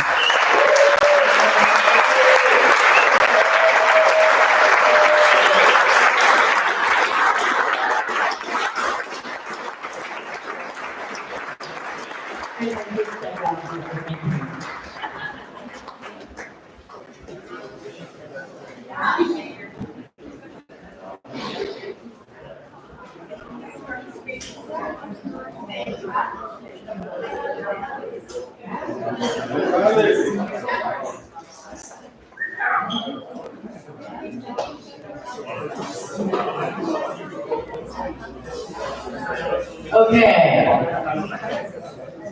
So, we never know, like, how to sequence these inductions because, you know, obviously, every induction has specialness to it. This last official inductee, or the formal induction, this last individual hails from Rome, Italy, and Santa Cruz, California, and everyone in this room already knows. It's Tom Leitner.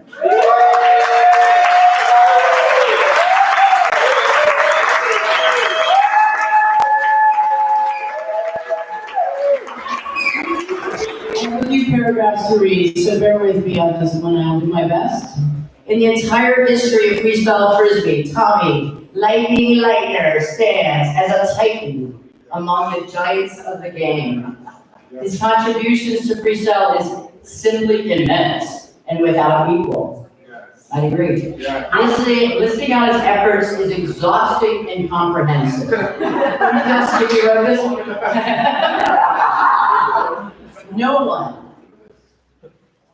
No one in the entire history of freestyle has had such an impact. He stands alone, and let's consider for a moment the following. He has won 21 open division major titles.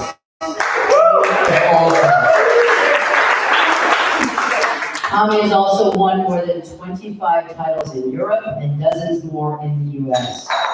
He was recognized as the top player of the 2000s, as well as the top Win Beach Player 2010s in the Skippy Says Decades Awards. After 40 plus years, his skill level is still a jaw-dropping level. Agreed. With no signs of it diminishing. In all likelihood, you are the greatest player of all time.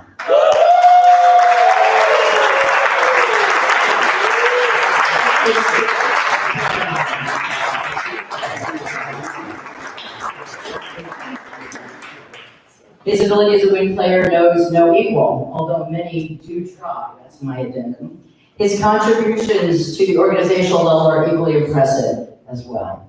He's organized over 50 freestyle tournaments. In addition, he created the Jammers on the Net list, served to modernize communication during the 1990s and 2000s. I forgot you did that. Wow. Yeah, that's right, that was huge, actually. He also created a freestylefrisbee.com website, which continues to be a tremendous resource of information. And then, there's the countless demos Tommy has done. He has presented Freestyle Frisbee to countless individuals. His work as part of the Air Aces, his demos in Australia, and later, as part of the Nike Tour, introduced a high level of freestyle play to new audiences around the world. And as incredible as all of this is, it pales in comparison to his mentoring of players. Again, it is simply without equal. He's directly mentored the development of these 100 young Europeans since he moved to Europe in 2004.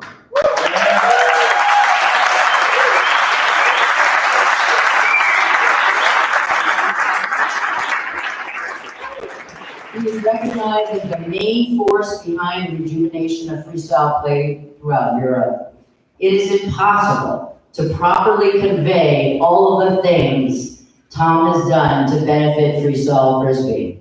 These are just a few of the highlights. He has continuously focused his energies on helping, assisting, directing, playing, shredding, and presenting. There is no end to his efforts. We are forever in his debt. Ladies and gentlemen, I present to you Tom Lightfoot.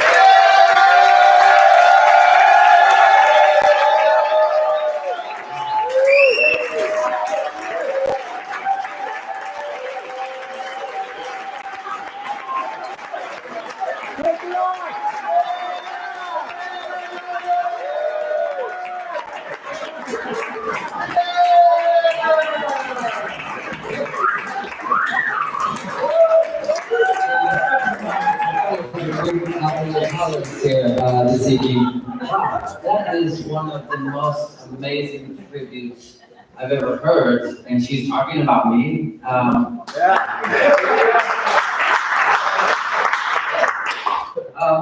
got a lot of stuff written down here. I'm not going to go through it all, but I will be going through a lot of it, so I'll be going very quickly. But at the same time, why would I spend all this time trying to spread this sport around? Well, when I was about 7 years old, we lived on a cul-de-sac, 21906 Monte Court in Cupertino, California. Cul-de-sac is where the street ends, you have to turn around and go back out. So there was no through traffic. So there was a big round circular roundabout in front of our house. And guess what? My big brother and his friends would play. I'm the youngest of 8 siblings. So I was the young kid, and these teenagers were throwing the disc. Pretty soon, they started to catch it behind my back and catch it under the leg and do some different throws. I'm like, damn, Mike Steer looks good doing that. My brother's good friend, and my brother was looking good doing that, and I wanted to learn that so bad. Now, as the youngest of 8, you're always trying to get attention because the older kids are, doing all their stuff. So I probably had an inner need to get attention. But I think there was also the other part where I needed to express myself. So I had I wasn't very good with words, I was very shy. So all this led to,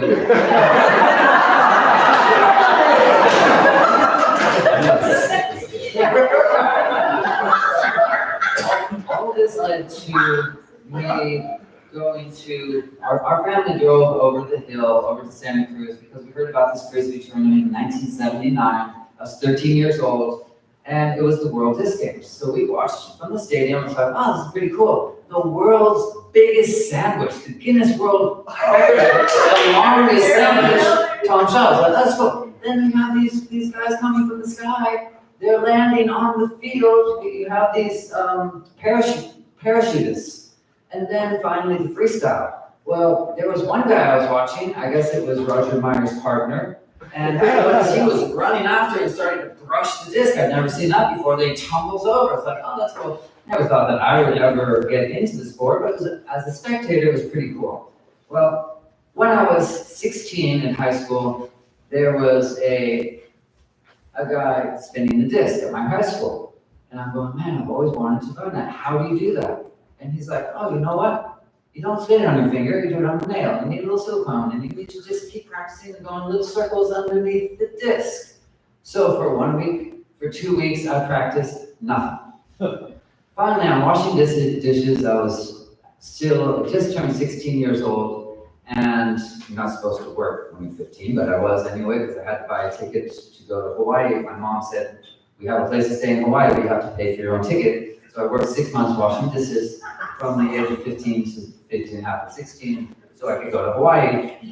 And one day I'm washing dishes and I go out for the break. And this kind of, a student in my class comes riding up on his bike. He goes, hey, look what I learned today. Pulls out the disc and goes, and the guy was kind of a loser, he was kind of a loser.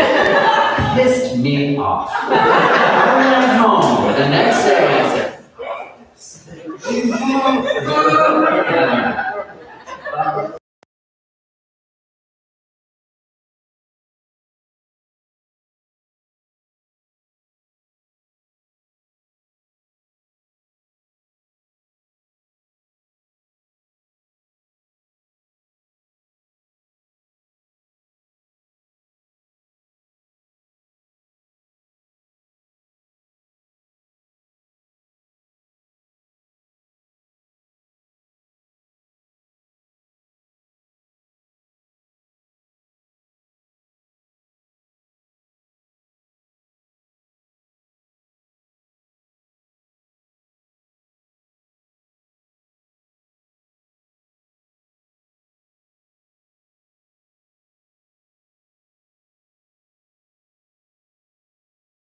a spirit assembly at the high school. They want us to do a frisbee thing in front of the whole school.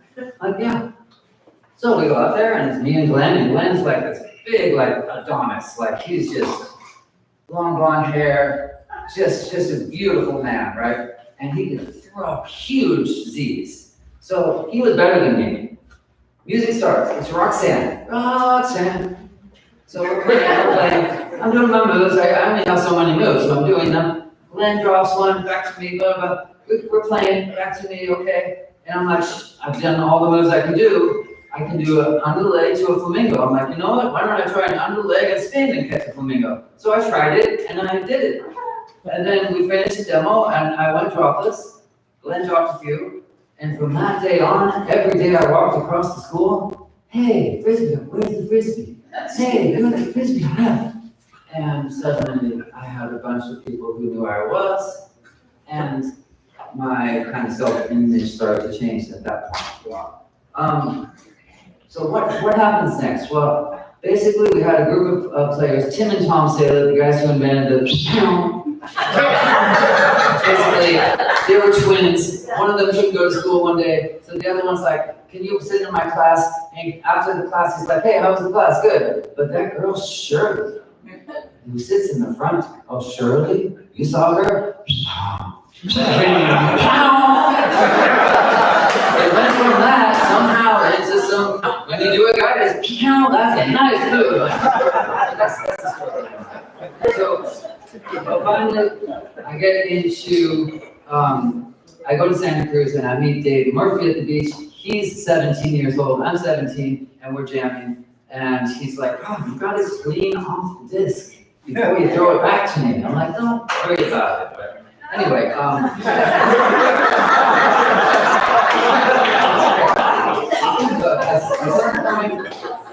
some point, so this is 1981, 82. So in 83, I graduate and I finally get my first real partner, John Medina. John Medina was a dancer, a ballet dancer, and he was a good freestyler. We put together some moves, we jammed together, we started doing tournaments. My first tournament, Sonoma State, 83. I'm like, John, this is it. What are we gonna do for our first move? We're in the finals. Let's do this. You throw it to me, I'll catch it. I'll throw it back to you, you catch it, and then we'll break the ice. So literally, the music starts, and it's I confess. First row, boom. There's it, boom. I'm like, okay, I guess we can play. So the first blues we ever did was a da to a da. Thank you very much. Okay, so we move on, and the next year I end up winning a couple events with him. We won the Sacramento, what they call the Northwest Nationals, and then we also won Chico State Harvest Festival. So we're starting to become real players. So I'm like, let's play at the US Open. I drive down to the US Open, and I'm like, okay, ready to go. John Medina. Oh, he's not coming. Okay, I'm Boosh, my first Boosh. So I'm like, hey, is there anybody, Donnie Walls I had met? I'm like, hey, Donnie, is there somebody I can play with? Sure, Jack Stanton, he's a good player, play with Jack Stanton. He's a golfer. You can basically do stuff. Anyway, we played together, and I'm like, okay, next time at the US Open, it'll go great. So, year goes by, Skippy and I start playing together, and Rodney. So, I'm like, okay, cool, maybe Skippy will play with me. But of course, I had been playing with Larry, I had been riding my bike, because he had an hour of break at his work. It's like, you ride your bike over here, and I'll jam with you 1 hour. I was gonna jam with you, cool. There. And then I would be rushing at this crowded distance, like, what are you doing? I'm like, well, no, I was losing. Never crowd the distance. If you can touch it, you can save it. Never, ever crowd the distance. No more of us. After that. And then when I started playing with Skippy, I'm like, Skippy, just give me some advice. He's like, yeah, you're playing pretty good, but you need to work on your footwork. And I'm like, okay. Didn't really ask him what that meant. So I just started to go like this. Instead of going like this, I go.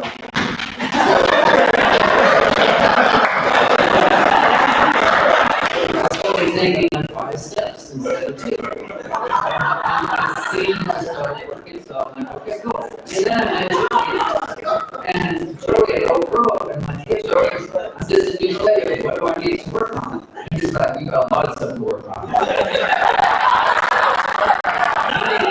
You need to get the center delay on your left hand.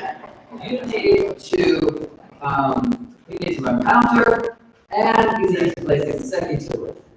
Well, the consecutively thing I started working on all of it, but it's still coming along, Joey. I'm still working on it. Okay, so let's fast forward a bit because I know we don't have much time. So I'm going to be going to now the next year. Skippy and I played together for the first time, and I'm going, okay, cool, we're warming up. And Skippy's always been a good friend, drinking beers, casual dude. 3 minutes before we go out to play, Skippy from the cool, nice, hey, how's it going?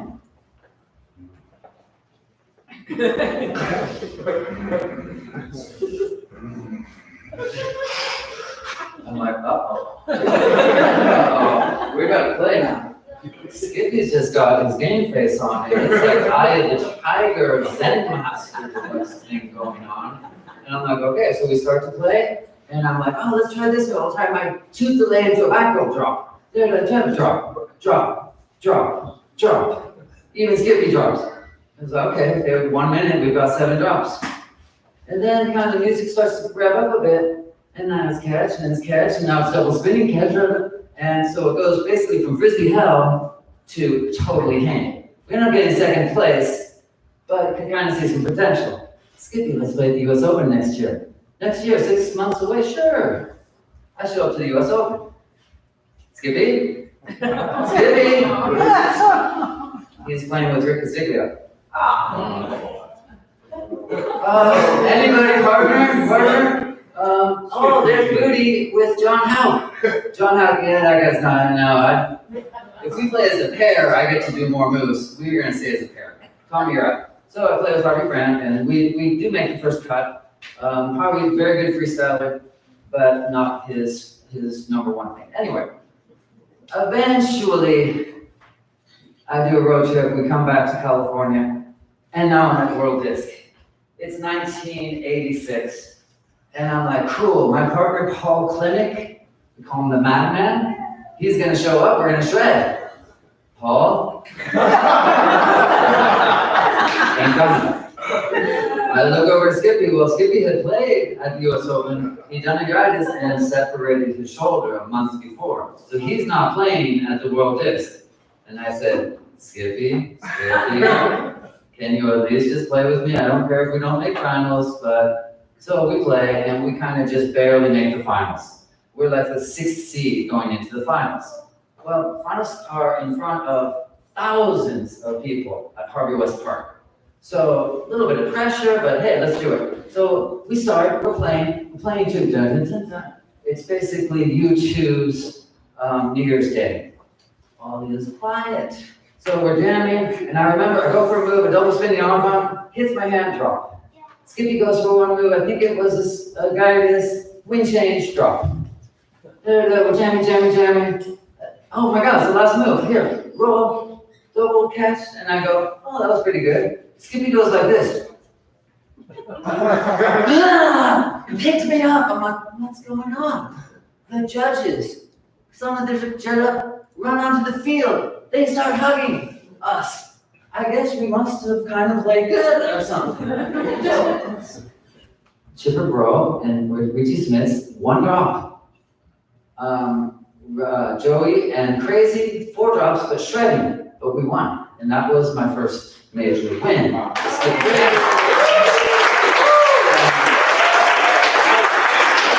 was walking on the clouds for a few days now ago. I think my life just changed. Also, my sisters were there. Mary, Ann, Betsy, Martha, Joan, and Teresa were all there. So it's like one of those days where you just, you'll never forget that day.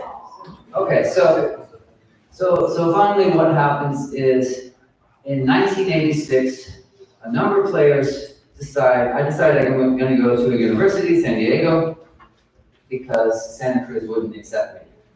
So, by coincidence, that year, in 1986, we had Dave Murphy move from Monterey, Dave Schiller moved. 4 of the world champions moving from Colorado, including Rick and Doug and Stacy, and moving to San Diego, and Yabe. Kate Dowell moves from, so literally 20 players, 15 world champions within 6 months, all moved to San Diego. So we were living with each other in the same houses. And I mean, imagine if that happened today, where like you just take 15 of the top 20 players and have them all move to the same town. And it was incredible. So 1986 in San Diego. So let's fast forward now. So the Friday coasts were amazing. We jammed once a week, a great way to spread the jam. Eventually, I started doing shows with the air races, as they were saying, and I did 300 shows in 2 years. Basically high school shows, mostly elementary schools. And then one day I'm mountain biking, and I'm not a mountain biker, and I kind of fall down a little bit, and it pisses me off. So well, you know what? I'll try this one. Then I really fall, and I kind of hurt my knee. Well, I have no insurance. Ambulance has to come out to the desert and get me. And within 2 weeks, I have to sell my van, lose the place where I'm living, and have $3,000 of debt suddenly. And now I'm like, okay, well, what's gonna happen now? Well, Skippy loaned me some money, and basically I just moved in with my mom and her boyfriend and went to Santa Maria, which is kind of a hole in California, and kind of went back to college, whatever. So ended up rehabbing from it, and then the 80s went by. I came back to San Diego in 91. And I came back to San Diego in 87. And what happened was there was a player that I had met. So one of the first tournaments I went to was the World Indoors. The World Indoors was an incredible tournament with 1,000 spectators. The day after, they'd have a hat tournament in the Cove. Well, the hat tournament comes, and I'm just a new player, like 20 years old, 21. And they're like, okay, so it's Tom Leitner, who's he? Okay. And JJ. And I'm like, JJ, who's he? So I walk up and I go, hi JJ, you're JJ, I'm Tom. So we start playing, and then we're getting pretty hot, and so I start to go for this move, and the cove is basically a beautiful green grass and then a cliff where the ocean is. But before the grass ends, there's a walkway. So I'm going, hey, I gotta do my pull up the roots. So I set it up and no, it's not there. So I set it up again, no. Then I jump up and I catch it. Well, guess where I caught it? On the walkway. So I land on the cement with both of my knees. And I didn't feel any pain, so I was like, okay, a little bit of blood, whatever. And JJ and I ended up winning. And then people started to walk up to me and say, what's your name again? Like, who is it? And that's where I met Peter Robert. We played the first Worlds together in '85, driving 44 hours to the Fountain Bush and Kansas City. And check YouTube for the story of the Fountain Bush. And then Don Fogel as well. I road trip with Jim Benson from Colorado all the way out to the Northwest and British Columbia, the only time I'd ever been in Canada besides now, which was awesome. Okay, so let's go much forward now to where JJ, yes, 2 minutes, where JJ, all right, I tell you right now, I'm going into overtime at least a couple minutes, sorry. So JJ ends up coming back, we do our tournaments, and we never end up winning. I never end up winning the US Open with JJ, but we did form a team with me, Skippy, and Larry, team Side Out. Okay, so on forward to through the 90s. So as you were saying, freestyle was starting to die in the 90s. We started to run some guerrilla events. Okay. Finally, we heard about the Paganello thing. So how did the Nike Tour happen? Well, Paganello started to become a big thing in Europe. It became the biggest Frisbee tournament ever. And freestyle was right in the middle of it. It was the show. And Nike caught on to it, and they did the commercial, filmed in the US, and it was only for the European audience. It was basically a European marketing tour for spring and summer, 2003. So Cindy and I did the shows, and it was incredible. We were on MTV 5 or 6 times. We did 9 different countries, and a lot of players started because of that tour, because of that.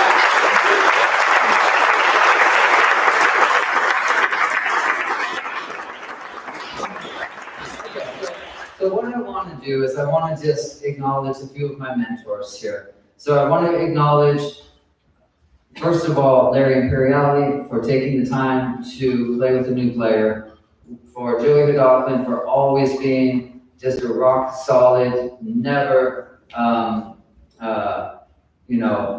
never stirring from the truth and from what his vision is. And I think he's the greatest player of all time, by the way, always will be. Skippy Jammer for being my best friend and being there when I needed him the most and mentoring me. I can't be more fortunate to have these type of mentors. Mikey Reed for pushing me, and I miss him so dearly. Mikey Reed, we need his energy. And so, okay, just a couple more things here, I'll finish up. Okay, so what I do want to do is answer Ted's question. So Ted's question was, what's more important, the tournament, competing, or just playing for fun? Well, I think they're both equally important for my, but I do think we shouldn't neglect the idea of performing, because the one thing that we're missing in America that we have in Europe is an event happening every couple of months. So new players need to practice, need to jam, need to have a good time with it, but they also need to perform and check to see what level they are. And tournaments is where we do that. I don't care if it's a hat tournament or a real event or whatever. So I hope that can start to happen again in America. That's one of the things that really helped in Europe. The thing that I did the most to spread the jam in Europe wasn't teaching the new players how to play, was teaching them how to organize. And as soon as they were able to organize their own events, that's where it really took off, and it's still going today.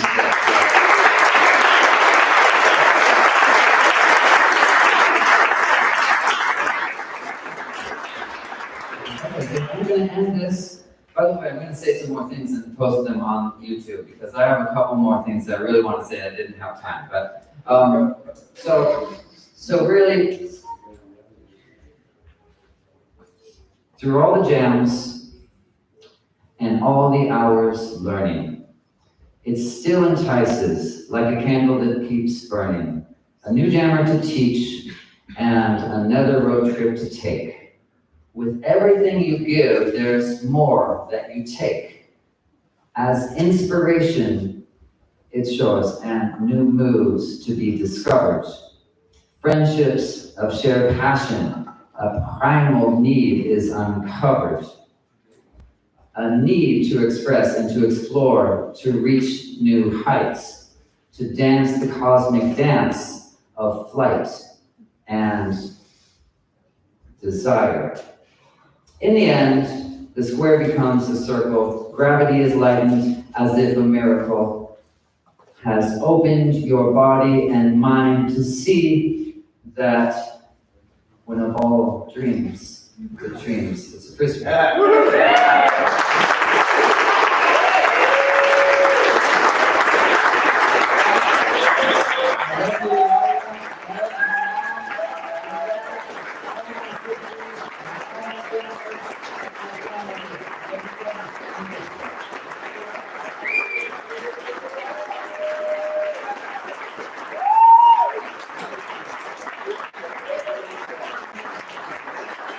And you can know happy birthday to somebody very special. It's Chrissy's 7th birthday today. Chrissy, happy birthday!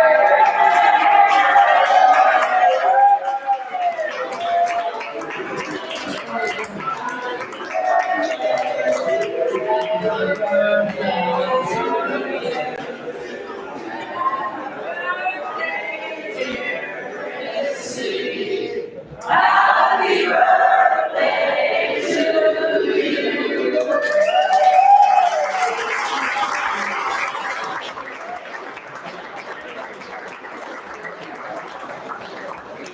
Just a few quick more things. Paul Kenny has a special announcement he wants to make.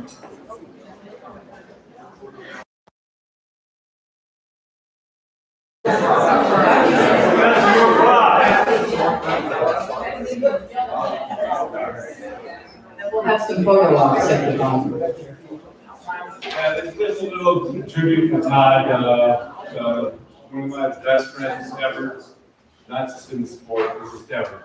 Yeah. He's like literally one of the first great players who thought I was a good player. And he made mention of that. And it always stuck with me. Hey, man, when it just started to get good, he goes, you're a world-class player. But he was the guy that I always aspired to be. And so we ended up winning a couple world titles together. And probably, we probably played 40, 50 tournaments. But one I just want to recognize is his first world title was in 2004. Me, him, and Larry played that Grimmy the second year. And we played and this is all Toddy's idea. He had the secret idea that let's do a routine Wizard of Oz. But he goes, what do you think? Well, maybe Larry, but Larry needs to commit to the routine before he knows the music we're going to play. Larry, you want to play with Todd at Worlds? And I can't tell you the music, it's Todd's idea. And the music we had wasn't quite a full mix. So we ended up, Larry's like, I like Pinball Wizard. And then Toddy came up with another song, and tribute to Ozzy Osbourne, a Black Sabbath song.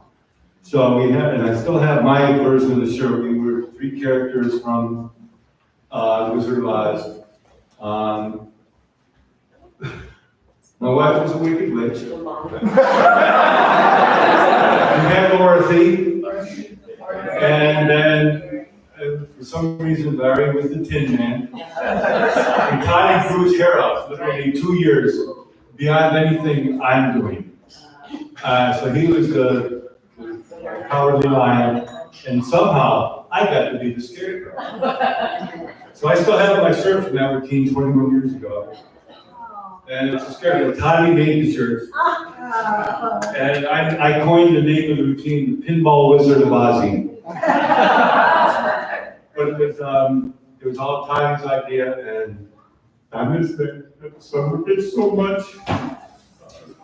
I don't have a whole lot more to say. I just want you all to feel the emotion I'm feeling now for one of my best friends, one of the most electric titans I've ever seen, one of the most joyful, giving people I've ever known. We have the FPA official Spirit of the Jam Award, and the trophies we're going to bring them out Sunday. But we've actually got 4 recipients. A lot of them are behind the scenes people that do a lot of work. It's going to be, I don't know if any, Raphael Legrand, and Mystic from Czech Republic. These guys are done, and there's so much of a backlog of people that give to the sport that nobody sees giving to the sport.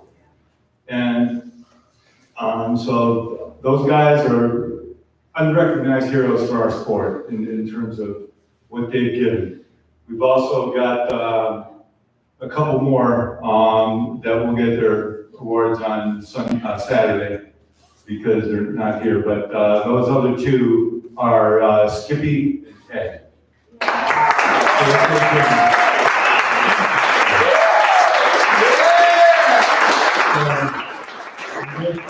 That's the last thing I got. If you were close to time and you've never gotten one of these pins that I made up for him, I've got a few. If you just kind of come up and say, I didn't get one. I guess that means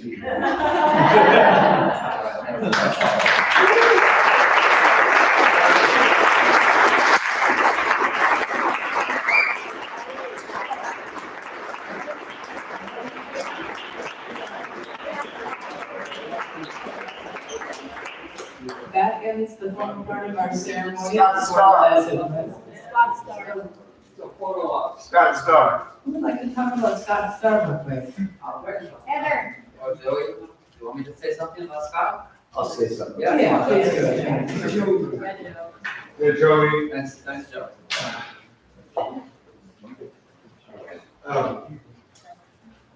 So I think we all know who Scott Starr is. Scott was from Louisiana, moved to Santa Barbara around 81 or so, and was going to the Brooks School of Photography, a famous photography school in Santa Barbara. And he lived next door in what we call Borough Row. And Jay Hinkle lived in one apartment, Richie and I lived in another one, Pete Rosing lived there, Mark Riverwood lived there, a few other people lived there. It was akin to Chateau de Ghetto of Santa Barbara. And Starr became friends with us and started showing up. And he would come into our jams. And before the digital age, of course, and he would get right up in our jams, hold the camera out in front of him, and know exactly where we were going, and snap, not multiple shots, but he would snap particular shots. And I'd go like, I think he got that one. and a few days later, he'd come out with a picture, and it was that, and he had us framed from the toe to the everything framed in the center perfectly.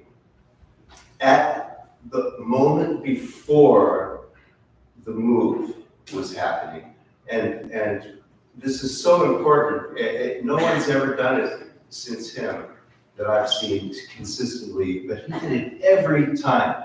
Every time I heard the shutter snap and I saw the photograph, the disc was, and you know that when you're reaching for the disc is the moment of full extension. Once you touch the disc, you're bracing for the aftermath, and your extension is collapsing, and it's not as good a shot. So he would make the shot at almost half a second before the contact with the disc, and so every shot was perfect extension and framed.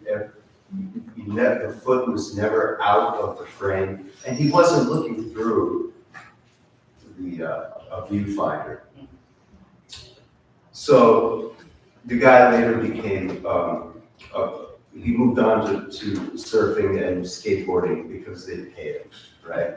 But there's a plethora of shots out there we've all seen, and he became a great jammer.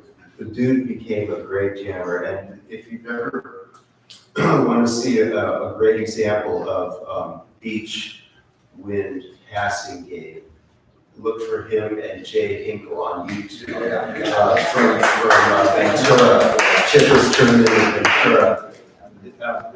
They had a few share of mistakes in there, but for about half the routine, it was an impeccable passing game. What I call and look for still today is the one-touch passing game. No keeping the disc, just one touch, moving back and forth, in and out, creating patterns, and he became really, really good at that. Star was became a master wind jammer, and we all miss Star, and didn't see him much in the last several years before he passed. But he left behind us a legacy of images of what we did that will, really won't be ever surpassed. So God bless.